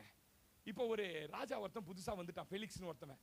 இவன் பவுல் பயங்கரமா பேசுறாராமே, இவர் பேசுறதை கேட்கணும்னு சொல்லிட்டு நேரா என்ன பண்ற, பவுலை கூப்பிடுறா, என்ன பேசுறாரு பார்க்கலான்னு. இவன் நேரா வந்தோன்னு, ஃபெலிக்ஸே, உங்களுக்கு இருக்கிற அறிவு, உங்களுக்கு இருக்கிற திறமை, உங்களுக்கு இருக்கிற தாளந்துக்கு நீங்க வேணா எழுதி வச்சுக்கீங்க, இன்னும் கொஞ்ச நாள்ல நீங்க ராயனா மாற போறீங்க, ரோம ஸ்போர்ட்ஸ் நீங்க தான் இன்சார்ஜ், அப்படித்தானே பேசிருக்கணும். ஆனா பவுல் என்ன தெரியுமா பேசினார் வெளில வந்தோடனே, கிறிஸ்து யார் தெரியுமா, நியாய தீர்ப்பு கொடுக்கிறவர். கிறிஸ்து யார் தெரியுமா, இச்சை அடக்கத்தோட வாழ சொல்றவர். கிறிஸ்து யார் தெரியுமா, இந்த உலகத்துக்கு நியாய தீர்ப்பு கொடுக்கிற. அவர் போதிச்சதை கேட்டு பயம் வந்து எப்பா நீ போப்பான்ட்டான். படிங்க அந்த வசனம், வசிங்க, எடுத்துட்டீங்களா? அந்த அளவுக்கு வசனங்க. அப்போஸ்தலர் 24:23 இருந்து வாசிங்க. அப்போஸ்தலர் 24:23 இருந்து வாசிங்க.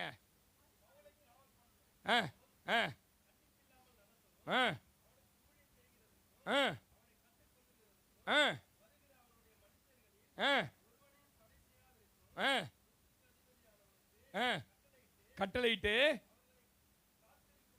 செய்தான். சில நாளுக்கு பின்பு பேலிக்ஸ், யூத ஸ்திரீ, அவன் பொண்டாட்டி வந்து ஒரு யூத ஸ்திரீ. என்னமாச்சு படிமா. கூட வந்து பவுலை அழைப்பித்து கிறிஸ்துவை பற்றி விசுவாசத்தை குறித்து அவன் சொல்ல கேட்க நீதியையும் இச்சை அடக்கத்தையும் இனி ஒரு நியாய தீர்ப்பையும் குறித்து பேசுகையில் பேலிக்ஸ் என்ன அடைஞ்சு, என்ன பிரதா அடைஞ்சு, நியாயமா என்ன பேசிருக்கணும், இவன் ஜெயில இருக்கிறான், இப்ப வெளியே வரணும், இவன் நினைச்சானா வெளில அமைச்சிடலாம். என்ன பேசிருக்கணும், நீங்க தாங்க சூப்பரு, இதுக்கு முன்னெல்லாம் ஆள் கிடையாதுங்க, தடவி கொடுத்துருக்கணும். ஆமென் சொல்லுங்களேன். ஆனா அவன் சொல்றான் நீதி நியாய தீர்ப்பு இச்சை, பெலிக்ஸுக்கு பயம் வந்துச்சப்பா, தயவு செஞ்சு நீ ஜெயிலே போயிடுறான்ட்டான். ஆமென் சொல்லுங்க, அல்லேலூயா சொல்லுங்களேன். அப்ப நல்லா கடுங்க, சுய கட்டுப்பாடாயிரு, ஒழுங்கா வாழு, சோம்பேறியா இருக்காத, நல்லா வாழ்ந்து. எந்த சமுதாயத்தில் உன்னை தள்ளிவிட்ட சொந்தக்காரன் உன் குடும்பத்தை அற்பமா நினைக்கிறான், உன் அப்பட குடிகாரன் நினைக்கிறான், உங்க அம்மாவை ஊர் சுத்தரவன் நினைக்கிறான், இத மாதிரி குடும்பத்தை அவலட்ச நீ எழும்பி பிரகாசமா வரணும்னு போதிக்கிற பாருங்க. இந்த போதனை பிடிக்கல. அப்ப வெளிப்பிரகார ஞானஸ்தானம் நமக்கு பிடிக்குது, உள்ள கொடுக்க போற ஞானஸ்தானம் ரொம்ப முக்கியம். அது எங்க கொடுக்கப்படும் வாசிங்க. இப்பதான் செய்திக்குள்ளே வரேன். எபேசியர் 5:24 வசனம் வாசி, டக்குன்னு வாசி மகளே, நேராச்சு. எபேசியர் 5:24. ஆகையால் நம்ம சபையானது கிறிஸ்துவுக்கு கீழ்ப்படுகிறது போல மனைவிகளும் சொந்த புருஷர்களுக்கு எந்த காரியத்திலேயும் கீழ்ப்படிந்திருக்க வேண்டும். புருஷர்களே உங்க மனைவிகளில் அன்பு கூறுங்கள். இப்படியே அன்பு கூர்ந்து திருவசனத்தை கொண்டு தண்ணீர் முழுக்கினால் சுத்திகரித்து பரிசுத்தமாக்குகிறதற்கும் கரை திரை முதலானவைகள் ஒன்றுமில்லாமல் பரிசுத்தமும் பிழையற்றதுமான மகிமையுள்ள சபையாக தமக்கு முன் நிறுத்திக் கொள்வதற்கும் போதும். பிரதர் கவனிங்க, ஆமென் சொல்லுங்க. எல்லாம் படிச்சிட்டீங்க, என்ன நிமிந்து பாருங்க. வெளியே எடுத்த ஞானஸ்தானம் வேற. இப்ப என்ன பண்றாருன்னா உள்பக்கமான ஞானஸ்தானம் எடுக்கணும். இந்த உள்பக்கமான ஞானஸ்தானம் எடுக்கணும்னா திருவசனத்தை கொண்டு ஞானஸ்தானம் எடுக்கணும். எதை கொண்டு எடுக்கணும்? அது இங்க 1 மணி நேரம் நான் போச்சா போதுமா? போதிக்க முடியாது. போதிக்கிறதுக்கு 2 பேரை இணைக்கிறார். இல்லையோ? புரியுதா? சாவர வரைக்கும் நீங்க போதனையை கேட்டு சரியாகணும். கரை இருக்கக்கூடாது, திரை இருக்கக்கூடாது, பிழை இருக்கக்கூடாது. மகிமையான நபரை அவருக்கு முன்னாடி போய் நிக்கணும். நீ அதுக்கு 2 பேரை கல்யாணத்தையும் சபையும் ஒப்பிட்டு பேசுறார். நான் பேசுறது இப்ப நீங்க நல்லா ஆழமா கவனிச்சீங்கன்னா, ஆழமா உங்களுக்கு புரியுற மாதிரி பேசுறேன், நல்லா கவனிங்க. ஒரு மனுஷன் ஏன் சபைக்கு வரணும்னு கேட்டா, அவன் நல்லவனா மாறி இந்த சமுதாயத்தில் அந்தஸ்தா. ஒரு மனுஷன் ஏன் கல்யாணம் பண்ணிக்கணும்னு கேட்டீங்கன்னா, அந்த கல்யாணத்தின் மூலம் தான் அவன் வாழ்க்கையே மாற ஆரம்பிக்கும். ஆமீன் சொல்லுங்க. அல்லேலூயா. நல்லா கவனிங்க. திருவசனத்தை கொண்டு திரும்ப ஞானஸ்தானம் கொடுத்து சுத்திகரித்து பரிசுத்தமாக்குறார். நம்மளுக்கு என்ன புரியலன்னா, ஞானஸ்தான உபதேசம் மாதிரியே புரியல. ஞானஸ்தானத்துக்கு முன்ன ஒரு உபதேசம் கொடுப்பேன் பாருங்க, யாருக்காவது புரிஞ்சுது? ஞானஸ்தானத்துக்கு போய் எனக்கு கொடுத்த உபதேசம் முடிஞ்சிச்சியா? இல்ல தொட்டில நிக்க வச்சு என்னமோ சொன்னார் பாஸ்டர், அது புரியல. அதே மாதிரி கல்யாணத்துல கூட உடன்படிக்கை பண்ணி பொண்ணு இங்க இருக்க மாப்பிள்ளை இங்க இருக்கும் பாருங்க, வந்து நின்று பேசுவாங்க பாருங்க, இன்னொன்னு 1 மணி நேரம் பிரசங்கம் பண்ணுவாங்க. எவனுன்னா புரியும் நினைக்கிறீங்க? முடியா? கரெக்ட், புரியாதியா? விடுங்க பாஸ்டர். பொண்ணு வேற சைட்ல திரும்பி திரும்பி 3 வாட்டி பார்ப்பான், பாத்துக்கிறீங்களா? லவ் பண்ணும் போது இந்த மாதிரி இல்லையே, வேற மாதிரி மாத்திட்டு இருக்கிறாங்க. அப்போ வந்து கையை பிடிச்சி சொல்லுவோம், வாழ்விலும் தாழ்விலும் சுகத்திலும் சுகவீனத்திலும் எல்லாத்திலையும் பிறர் முகம் நோக்காமல் இவன் ஒருவனுக்கே புருஷனா இருப்பேன் ஒப்பு கொடுக்குறியா? ஆமா ஒப்பு கொடுக்குறான். இந்த பக்கம் ஒப்பு கொடுக்குறான், இவளுக்கே கணவனா இருப்பேன். இதுவும் நமக்கு புரியல. இப்பதான் ஸ்டார்ட் பண்றாரு. என்னது? எல்கேஜில ஸ்டார்ட் பண்ற மாதிரி, திருவு ஞானசானம் கொடுத்து உள்ள கொண்டு வந்த மாதிரி கல்யாணத்துல ஸ்டார்ட் பண்ணி என்ன பண்றாருன்னா, இத கர்த்தர் மகிமையா மாத்த விரும்புறார். என்ன இருக்கக்கூடாது? கரை இருக்கக்கூடாது. அப்படின்னா வெளியரங்கமா இதுக்கு முன்னாடி நீங்க பாவம் செஞ்சிருந்தீங்க பாருங்க, அதெல்லாம் நீங்க சபைக்கு வந்ததுக்கு அப்புறம் செய்ய முடியாது. மறைஞ்சுதான் சிகரெட் பிடிக்கணும், மறைஞ்சுதான் குடிக்கணும், எங்கேயாவது யாருக்கும் தெரியாம மட்டும். ஏன்னா ஞானசானம் எடுத்துட்டீங்க. கல்யாணம் ஆனதுக்கு அப்புறமும் பாருங்க, எதனா நீங்க பண்ணீங்கன்னா, டே கல்யாணம் ஆயிடுச்சுறான்னு சொல்லுவாங்க. பாத்துறீங்களா இல்லையா? இங்கேயும் அங்கேயும் ஒரே மெத்தட் தான். எதோ ஒரு மெத்தட். இங்கேயும் பாஸ்டர் பேசிக்கினே இருப்பாரு, அங்கேயும் பொண்டாட்டி பேசிக்கினே இருக்கும். புரிஞ்சுதா? ஆமென் சொல்லுங்க. ஆமென் சொல்லுங்க. திரை உள்ளரங்கமான பாவம் இருக்கும். பொண்டாட்டி கூட தெரியாது, பாஸ்டர் கூட சில நேரத்தில் தெரியாது, கணவனுக்கு கூட சில நேரம் தெரியாது. பரிசுத்தம் பிழையற்ற ஒரு வாழ்க்கை வாழணும். மகிமையான சபரை நீங்க நிறுத்துறதுக்கு தன்னை எப்படி ஒப்பு கொடுத்தாரோ அந்த மாதிரி மனைவி கணவனுக்கு ஒப்பு கொடுக்குது, கணவன் மனைவிக்கு ஒப்பு கொடுக்குற. ஆமென் சொல்லுங்க. இந்த சபை, கணவன் மனைவி உறவு, குடும்பம் ரெண்டுமே ஒரே வேலையை தான் செய்யுது. எத்தனை பேர் நம்புறீங்க? கவனிங்க. ஏய்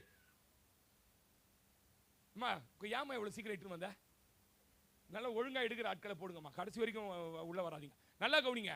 ஒரே டிஸ்டர்ப் ஆயிடுச்சுன்னா பிரசன்ஸ் போயிடும். கவனிங்க, நல்லா கவனிங்க. அம்மா எடுத்துன்னு கீழே இறங்கிக்கோ. நல்லா கவனிங்க.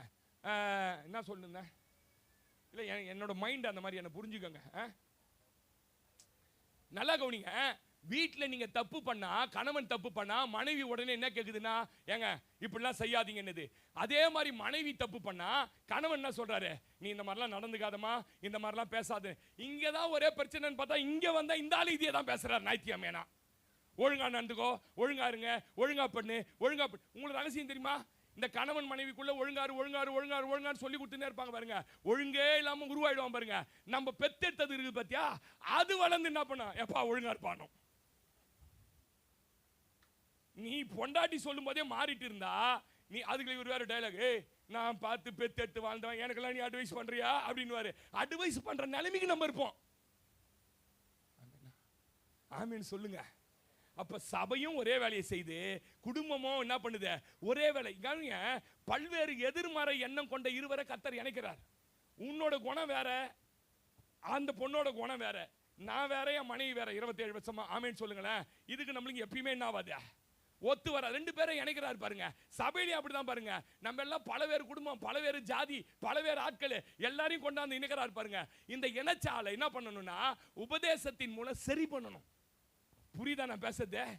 பல்வேறு எண்ணம் கொண்டவங்க நம்ம. எத்தனை பேர் சொல்றீங்க, என்ன நான் என்ன யோசிக்கணும் அதான் என் புருஷன் செய்வாரு, நான் சொல்றது கீழ் அப்படி யாரா இருக்கிறீங்க?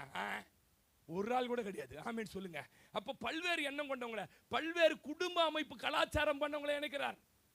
இது ஏன் தோண காலில் பர்ஃபெக்டா பல்லுக்கெல்லாம் தேய்ச்சிட்டு மூஞ்செல்லாம் கழுவின்னு தான் வந்து சோபாலே உட்காந்து பாருங்க. நம்மளால அப்படியே ஊழவாயோட ஊத்துவான் பாருங்க. என்னத்த கேட்டா சொல்லு, எங்கள் வீட்டிலலாம் 11 மணிக்கு தான் நாங்கள் பல் தேய்ப்பேன். அந்த கதைலாம் இங்கே நடக்காது. பல் தேய்ச்சிட்டு வந்தால் தாங்க காப்பி கொடுப்பேன்னு சொல்லுவோம். அது பார்த்துக்கிறீங்க இல்லையா? என்னப்பா இது எங்கள் வீட்டில் நடக்கிறது அப்படியே சொல்கிறாருன்றீங்களா? இதுதான் குடும்பம். கவனிச்சு பாருங்க. சபையிலே அப்படியே தான் ஒரே சரீரமாக மாற்றணும். எப்படி உங்களுக்கு தலையா புருஷன் மாறுறாரு, மனைவியா மாறுதோ, இந்த சபைக்கு கிறிஸ்து தலையா மாறணும், நம்மளாம் அவயமா மாறணும். எந்த அளவுக்கு மாறணும் பாஸ்டர்?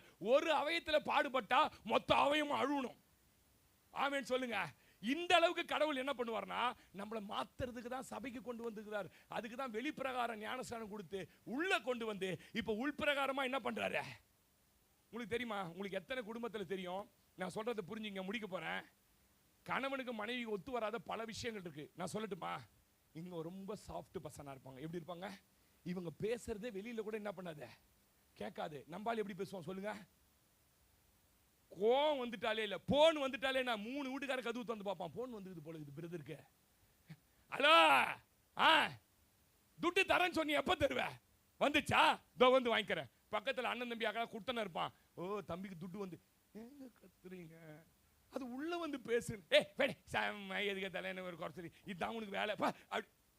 இங்கே ஆரம்பிச்சு பிரச்சனை. ஆரம்பிக்குதா இல்லையா சொல்லுங்க? சத்தமா பேசுறது இது ஒரு பிரச்சனை பாருங்க. சிலர்லாம் பாருங்க, நம்ம ஆளுங்க எப்படி இருப்பான்னு கேட்டீங்கன்னா, அது ரொம்ப பர்ஃபெக்ட் பாருங்க. வெளியே போறதுனா கூட அழகா ட்ரெஸ் பண்ணி கழகான ஒரு சின்னதா கையில ஒரு ஹேண்ட் பேக் எடுத்துக்கின்னு அழகா போவோம். நம்பால் பக்கி மாதிரியே தம்மா தூண்டு டவுசர் ஒன்று போட்டுக்கின்னு இந்த மூடி கூட தலை வர மாட்டான் பாருங்க. அது வேற இந்த ட்ராக்கு பேண்டா, என்ன பேண்ட், ட்ராக்கு பேண்டா, அந்த ஒரு பேண்ட் பிதிக்கின்னு போட்டுக்கின்னு அப்படியே பாருங்க. லுங்கி ஒன்று கட்டி தொட வரைக்கும் லுங்கி பைக்கில் இருக்கும். குழந்தை எங்க லுங்கியை கழுவி எதுக்கு இதுக்கு வந்து அவனை டீசெண்டா மாத்திரன்னு அது திட்டம்.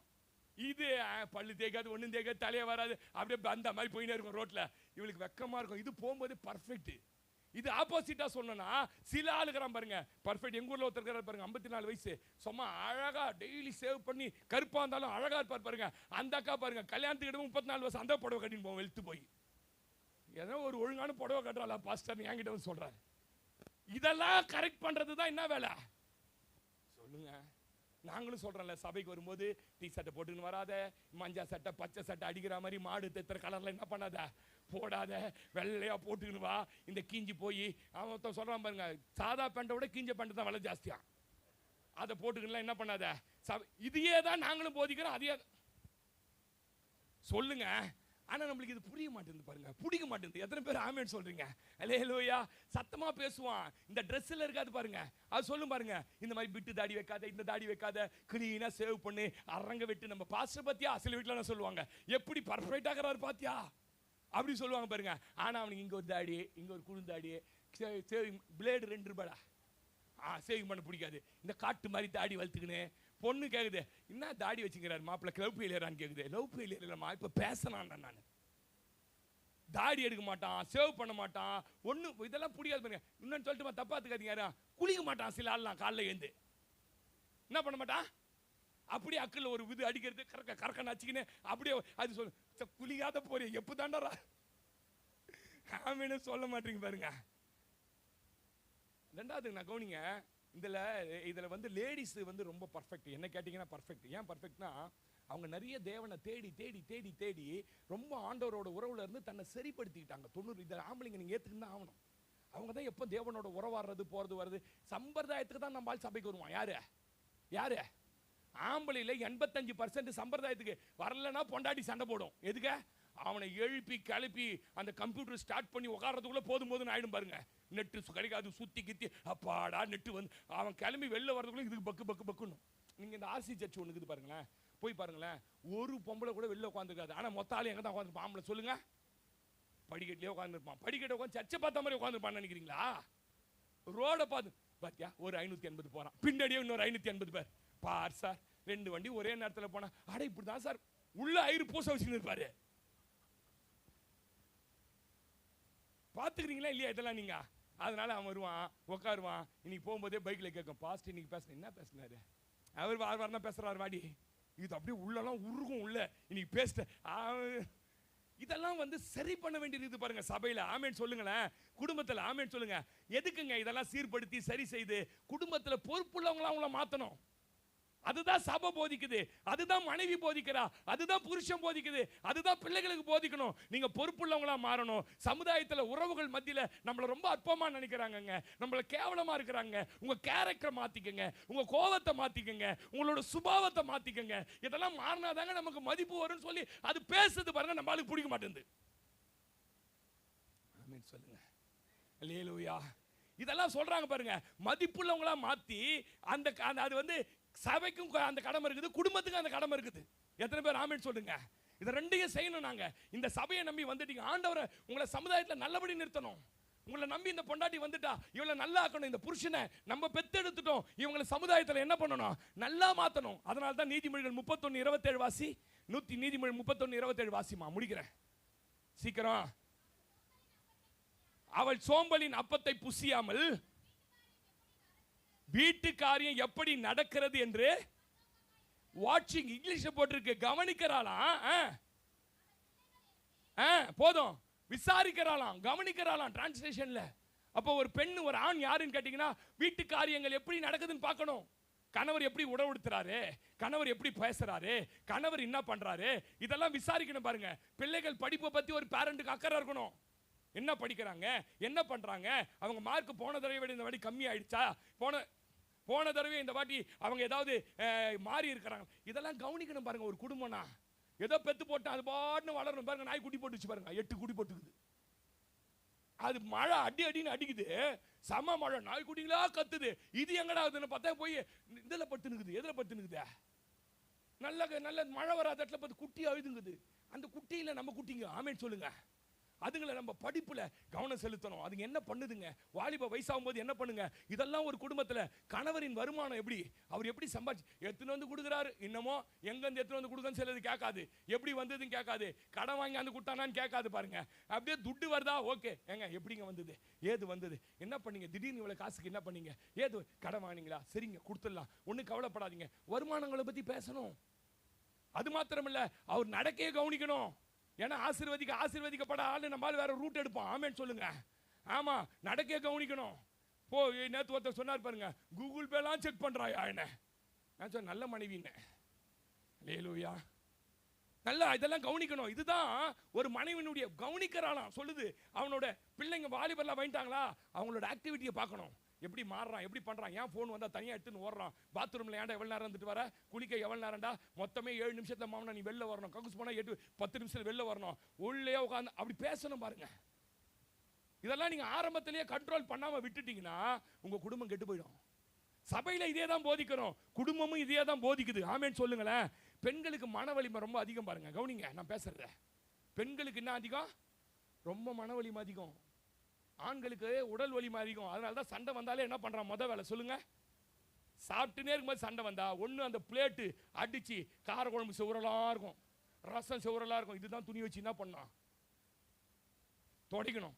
இல்லை ஏந்து டமால் டுமி 2 அடி அடிச்சு. ஆனால் பெண்கள் சண்டையே போட மாட்டாங்க. பார்த்துக்கிறீங்களா நீங்க? அவங்க முகத்தை வச்சு என்ன பண்ணுவாங்க, நம்மள என்ன சொல்றோம், அவ்வளோ வேகமாக தலையாட்டா சோத்திரம். ஆமேன்னு சொல்லுங்க. அல்லேலூயா. என்ன பண்ணுவாங்க, அந்த உடல் வலிமை வச்சு என்ன பண்ணுவாங்கன்னா, அவங்க ஆண்கள் அடிச்சு ஓடிக்குவான். ஆனா பெண்கள் பாருங்க, முகத்தை வச்சு அவங்களுடைய ஆக்ஷனை வச்சு ஒரு ஆளை என்ன எடுத்துக்கங்களேன், பயங்கரமான கிரிக்கெட் வெறியன். என்ன மாதிரி கிரிக்கெட் வெறியெல்லாம் பேட்டெல்லாம் தலையில வச்சு தூங்குவேன் மறுநாள் போறதுக்கு. ஏன்னா எங்க டீம்ல நான் போடலாம் பாருங்க, கல்யாணம் வியாழக்கிழமை ஆச்சு, ஞாயிற்றுக்கிழமை எல்லாம் வீட்டுக்கு வந்துட்டான். வீட்டுக்கு வந்து டே நீ வரலன்னா எப்படா போலிங்க வாடான்றான் பாருங்க. நான் என்ன பண்ணேன், சரி இது அட்ஜஸ்ட் பண்ணிங்க போலுது அப்படின்னு நினச்சிக்கினேன் கிரிக்கெட் எடுத்துக்கிட்டு போயிட்டேன் பாருங்க. காலையில் போனாலும் சாயங்காலமாக காஞ்சி போய் வரேன் வீட்டுக்கு கிரிக்கெட் ஆட்டு. 3 வாரம் வரைக்கும் சும்மா இருந்தாங்க இந்த அம்மா. 4வது வாரத்துலேருந்து அடிச்சிட்டாங்களா பாஸ்ட், அடிக்கல, முகம் லாபானுடைய முகம் மாதிரி என்னாச்சு, அடி மாற ஆரம்பிச்சிது. இப்படி மூஞ்ச தூக்கி வைக்கிறது, பேசாமல் அப்படியே சுற்றின்னு போகிறது, சாப்பிட்டேன் சாவறேன் என்ன ஆகுது போ அப்படின்றது. இது நம்மளுக்கு நம்ம சின்ன பையன் ரொம்ப சின்ன வயசுல கல்யாணம் பண்ணிட்டு பாருங்க, புரியல என்னத்துக்கு இப்படி. ஏன்னா அப்பா அம்மாலாம் இல்லை பாருங்க, மூஞ்சி மாறுதுன்னு பேசுறது இல்லை, ராத்திரி பசிக்கல சத்துக்கிறேன் நான்ன்றது, நம்மளுக்கு சோறு வச்சா டொங்குன்னு வைக்கிறது. என்னடா இது அப்படியே கொஞ்சம் கொஞ்சமாக பார்த்த பாருங்க. 6 மாசத்துக்குள்ள கட் பண்ணிட்டாங்க. எதா கிரீட் ஆற போது 6 மந்த்ல என்ன ஆயிடுச்சு, அவனுங்களே என்னடானுங்க, அவனுக்கு கல்யாணம் ஆயிடுச்சு விட்டுறான் அவனுட்டானுங்க. அடிக்கல சண்டை போடல. புரியுதா நான் பேசுறது உங்களுக்கு? மன வலிமையிலே பெண்கள் என்ன பண்ண முடியும் கேட்டீங்கன்னா, குடும்பத்தை நடத்திட முடியும். சொல்ல மாட்டீங்க ஆமேனே யாருமே. அதே சொல்லுங்க ஆமேனே சொல்ல மாட்டீங்க. ஆமா நல்லா கவனிங்க. அந்த அந்த அந்த மன வலிமை அப்படி பாருங்க. நம்மளால சொல்லி பார்க்க கல்யாணம் ஆன புதுசுல சீக்கிரமா வீட்டுக்கு வந்துருங்க, சீக்கிரமா வீட்டுக்கு வந்துருங்க அப்படின்னு சொல்லிக்கினே இருக்கும். பார்த்தீங்களா, நம்மளால என்ன பண்ண மாட்டான், கேட்க மாட்டான், எப்படின்னுவான். கரெக்டாக ஆரம்பிக்கும், கொஞ்ச நாள் ஆரம்பிக்கும். என்ன ஆரம்பிக்கும்னா 4 வாட்டி பேரை சொல்லி பேரை சொல்லி கூப்பிடுவோம் பாருங்க. காது கேட்காத மாதிரி இருக்கும். தட தட தட்டுவோம். வந்து டம்முன்னு கதவு திறந்து விட்டு அது பாட்டு உள்ள போவோம். உள்ள போயினே இருக்கும் பாருங்க. நேரா போய் பெட்ல குழந்தை கூட பத்துக்கும். என்ன பத்துக்கும்? பத்துறோம். இவர் என்ன பண்ணார்? என்னடே இப்படி கோவமா பாரு. ஒன்றும் கோவம் இல்லை, சந்தோஷம் பாடு. சாப்பாடு எடுத்து வச்சுக்கிறேன் பாரு, தின்னு. அவனே என்ன ஆச்சு, இது நல்லா தானே. அவனே லுங்கி எடுக்கணும், அவனே எல்லாத்தையும் கட்டணும், அவனே கட்டணும், அவனே சாம்பார் ஊற்றணும். எல்லாம் போய் ஒரு ஜென்டில்மேன் மாதிரி சிங்கில் தூவி வைக்க போவார் பாருங்க. அங்கே கை வச்சுட்டு வா எல்லாத்தையும். நல்லா கவனிங்க. போவாரு, போய் பெட்ல போய் இன்னாமா ஒரு கோவம் இல்லைப்பா, அண்ணாண்ட படு. நடுவில் குழந்தை ஒன்று போட்டுரும். போட்டு அவனை 11 மணிக்கு வந்தல்ல, மறாத நாள் அங்கே குத்தும். எங்க ஃப்ரெண்டுங்களோட பேசும்போது, நேத்தே மூஞ்ச காட்டினா, இன்னைக்கு என்னத்த காட்டோட தெரியல என்னது அப்படின்ட்டு என்ன பண்ணுவான்னு கேட்டீங்கன்னா, 10 மணிக்கு என்ன மச்சி வச்சு கிளம்பிட்டு நான் ஃப்ரெண்டு, இல்லடா கொஞ்சம் வேலை வீட்டில் அப்படின்னு 10 மணி. நீ 10 மணிக்கு வந்தோன்னா அவன் சரியாயிடுவான் நீ நினைக்கிறியா? அதே மாதிரி திறக்கும். முன்னால விட இன்னைக்கு போர்ஸ் மூஞ்சிலாம் அப்படி எப்படி இருக்கும்? பேசவே பேசாது பாருங்க. பேச்சு நீ அது எதிர்பார்த்த சாயங்காலம் 7 மணிக்கு வர வரைக்கும் உன்னை மாத்தாம விடாது. ஆமாவா இல்லையா? அதான் சொல்லுவேன், லேடிஸ் கவனிக்கணும். இதான் சொன்னேன். இப்ப என்ன தெரியுமா ஆம்பளை எல்லாம் யோசிக்கிறான், என்ன யோசிக்கிறான்னா, இந்த ஆளுக்கு யாரோ வீட்டுல கூட்டு மீன் குழம்பு வச்சு தான் மீனை வறுத்து குத்து, அந்த ஆளுக்கு பிடிச்ச நெய் மைசூர் பாக்க வாங்கி குத்து, அந்த ஆளு காஜி கத்தோலி, அதனால தான் இன்னைக்கு ஆம்பளைய போட்டு இருந்தால் சத்தியத்தை பேசுறான் சொல்லு. நான் என்ன கேட்கறேன், ராத்திரி 11 மணிக்கு வந்து நின்ற உன்னை 7 மணிக்கு வர வச்சது நல்லதுன்னு நினைக்கிறியா கெட்டதுன்னு நினைக்கிறியா? 11 மணி நின்று இந்த சந்தேக கேஸ்ல பிடிச்சி போட்டான் போலீஸ்காரன். மறுநாள் ஒரு வக்கீல கூட்டு போய் நாங்க தான் ஜாமீன் கொடுத்துட்டு வரணும். உன்னை 7 மணிக்கு உன்னை வர வச்சுது பாருங்க. அதனால தான் சொல்லுவோம், உங்க வீட்டுக்காரன் சின்ன தப்பு அடி பண்ண ஆரம்பிக்கும் போது பாருங்க, சின்னதா சிகரெட் பிடிக்கிறாரா குடிக்கிறாரா, நீங்க என்ன பண்ண விடாது, கல்யாணத்துக்கு போனா குடிப்பாரு பாஸ்ட், நான் இல்லைனா என்னைக்கோ உடம்பு வலிக்கு குடிக்கிறாரு பாஸ், விட்டினா டேஞ்சர், சீக்கிரத்தில் பெரிய குடிக்காரனா மாற போறான்னு அர்த்தம். அதில் சில மனைவிகள் என்னது, அவருக்கு பிடிச்ச மாதிரி கறி போடுறது, ஆம்புலேட் போட்டு கொடுத்துட்றது, சீக்கிரம் பையன் பார்த்துக்கினே பொண்ணு சீக்கிரம் அது குடிக்காரனா மாறிடும். சின்னதாக ஒரு தப்பு பண்ணிட்டு வந்தாருனாலே 3 நாள் மூஞ்ச தூக்கி வச்சாலே நம்மளால சரியாயிடுவான். தெரியுமா உங்களுக்கு? சண்டை கிண்டலாம் ஒன்றும் போட வேணாங்க. நீங்கள் வேணா பாருங்க, மனைவி மட்டும் மூஞ்ச தூக்கி 3 வீட்டில் உட்காந்துக்குது, பேசலை, அது பாட்டுன்னு ரோபோட்டு மாதிரி போய்கின்னு வந்துருந்தா நம்ம வாழ்க்கை கொதிக்கும். என்ன கொதிக்கும்? என்ன தாண்டி பிரச்சனை? இப்போ உங்களுக்கு பிரச்சனை என்னன்னு சொல்லண்டி. நான் எதனா கேட்டேன் உங்களை, நான் தனி அழுது கூட வேலை இல்லையா வீட்டில், நான் கம்முனு ஏன் என்ன சண்டை அப்படின்னு பாருங்க.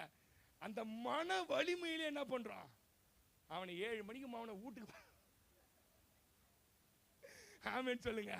அப்ப நல்லா கவனிங்க. அதான் எபேசியர் 5:28 வாசி மகளே. எபேசியர் 5:28 வாசி. எபேசியர் 5 எப்படியம்மா எப்படியம்மா அப்படியேனா மேல் வசனத்தை படிக்கணும். கரை இல்லாம திரை இல்லாம. என் பொண்ணு பாக்குது, ரோசி நீ இப்படிலாம் இருக்குதா பாஸ்டர் டெக்னிக்கு, எனக்கு கல்யாணம் ஒன்று இந்த டெக்னிக் நான் கையாளுறேன் பாஸ்டர். ஏற்கனவே டெக்னிக்கான ஆள்லாம் உள்ள இருக்குது, டெக்னீசியன் எல்லாத்தையும். சாதாரண டெக்னீசியன் கிடையாதுங்க, உள்ள இருக்கிறதெல்லாம் பொட்டி பாம்பு மாதிரி என்ன பண்ணி வச்சுக்குது எல்லாரையும். இந்த போலீஸ் ஸ்டேஷன்ல கவனிச்சுக்கிறீங்களா, செம்ம அடி அடிச்சிடுவான் போலீஸ்காரன். வெளியில கோர்ட்டுக்கு வரும்போது நல்ல ட்ரெஸ்லாம் மாட்டி அடிச்சத ஜட்ஜி கிட்ட சொன்ன அப்படி அந்த மாதிரியே நம்ம ஆளு மாதிரி எல்லாத்தையும் சீர் பண்ணி கீர் பண்ணி கல்யாணத்துக்கு கூட்டு போவோம். பார்த்துக்கிறீங்களா, நம்ம ரோபோட் மாதிரியே வருவான்.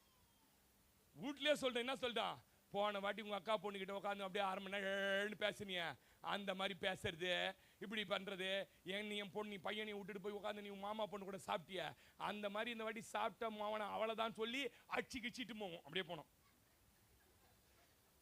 பாத்துக்கிறீங்களா இல்லையா? அப்படி உட்காந்து இருப்பான். நீங்க கவனிச்சு பாருங்க, கல்யாணத்துக்கு போன எல்லா புருஷனுடைய முகமும் பொண்டாட்டி தான் பார்த்துன்னு இருக்கோம். அப்படின்னு மனைவி சித்தி நல்லா இருக்கு, போன வாட்டி மாமான்னு வரும், ஏமா மாமாவுக்கு வேலை இருக்குமா போயிட்டு மாமனை முன்ன சரி பண்ணி ஆமாவா இல்லையா? ஏன் தெரியுமா நம்ம எல்லாம் சிரிக்கிறாங்க? ஏன் சொல்லி சிரிக்கிறாங்க? அப்படியே தீர்க்க தரிசனம் பாஸ்டர். முன்னாடி மாதிரிலாம் பண்ண முடியாது பாருங்க. முன்னாடி மாதிரிலாம் எல்லாருக்கும் துட்டுலாம் செலவு பண்ண முடியாது பாருங்க. அது சொல்லும், நமக்கும் குடும்பம் இருக்குதுங்க, நமக்கும் குட்டி இருக்குதுங்க, நம்மளும் வளர்க்கணுங்க அப்படின்னு சொல்லி எல்லாம் சொல்லி சொல்லி சொல்லி சொல்லி நம்மளை சரி பண்ணி என்ன பண்ணுனா, கரை திரை பிழை இல்லாத மாசற்ற சபையாய் அவருக்கு முன்பாக ஒப்பு கொடுக்கும்படி. எத்தனை பேர் நம்பி ஆமேன் சொல்றீங்க? அல்லேலூயா ஆமேன் சொல்லுங்க. எல்லாம் கண்ண முடியலாம். ஏன்னு கேட்டீங்கன்னா டைம் ஆயிடுச்சு, அடுத்து வாலிபர் கூட்டம் இருக்குது. அதனால தொடர்ந்து இந்த செய்தியை நான் பேசுவதற்கு கர்த்தர் எனக்கு உதவி செய்வார். எத்தனை பேருக்கு பிரயோஜனமா இருந்தது? வெளிப்புற ஞானஸ்தானம் மேட்டர் இல்ல, திருவசனத்தை கொண்டு என்ன பண்ணணும், ஞானஸ்தானம் கொடுக்கணும் உங்களுக்கு. அந்த ஞானஸ்தானம் தான் உண்மையான ஞானஸ்தானம். கணவனை சரியா கையாள மனைவி, மனைவியை சரியா கையாளாத கணவன் வாழ்க்கையில உருப்படவே மாட்டாங்க. அந்த குடும்பம் சரிப்பட்டு வராது.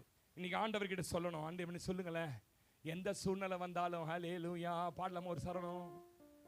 நல்ல குடும்பம் நீ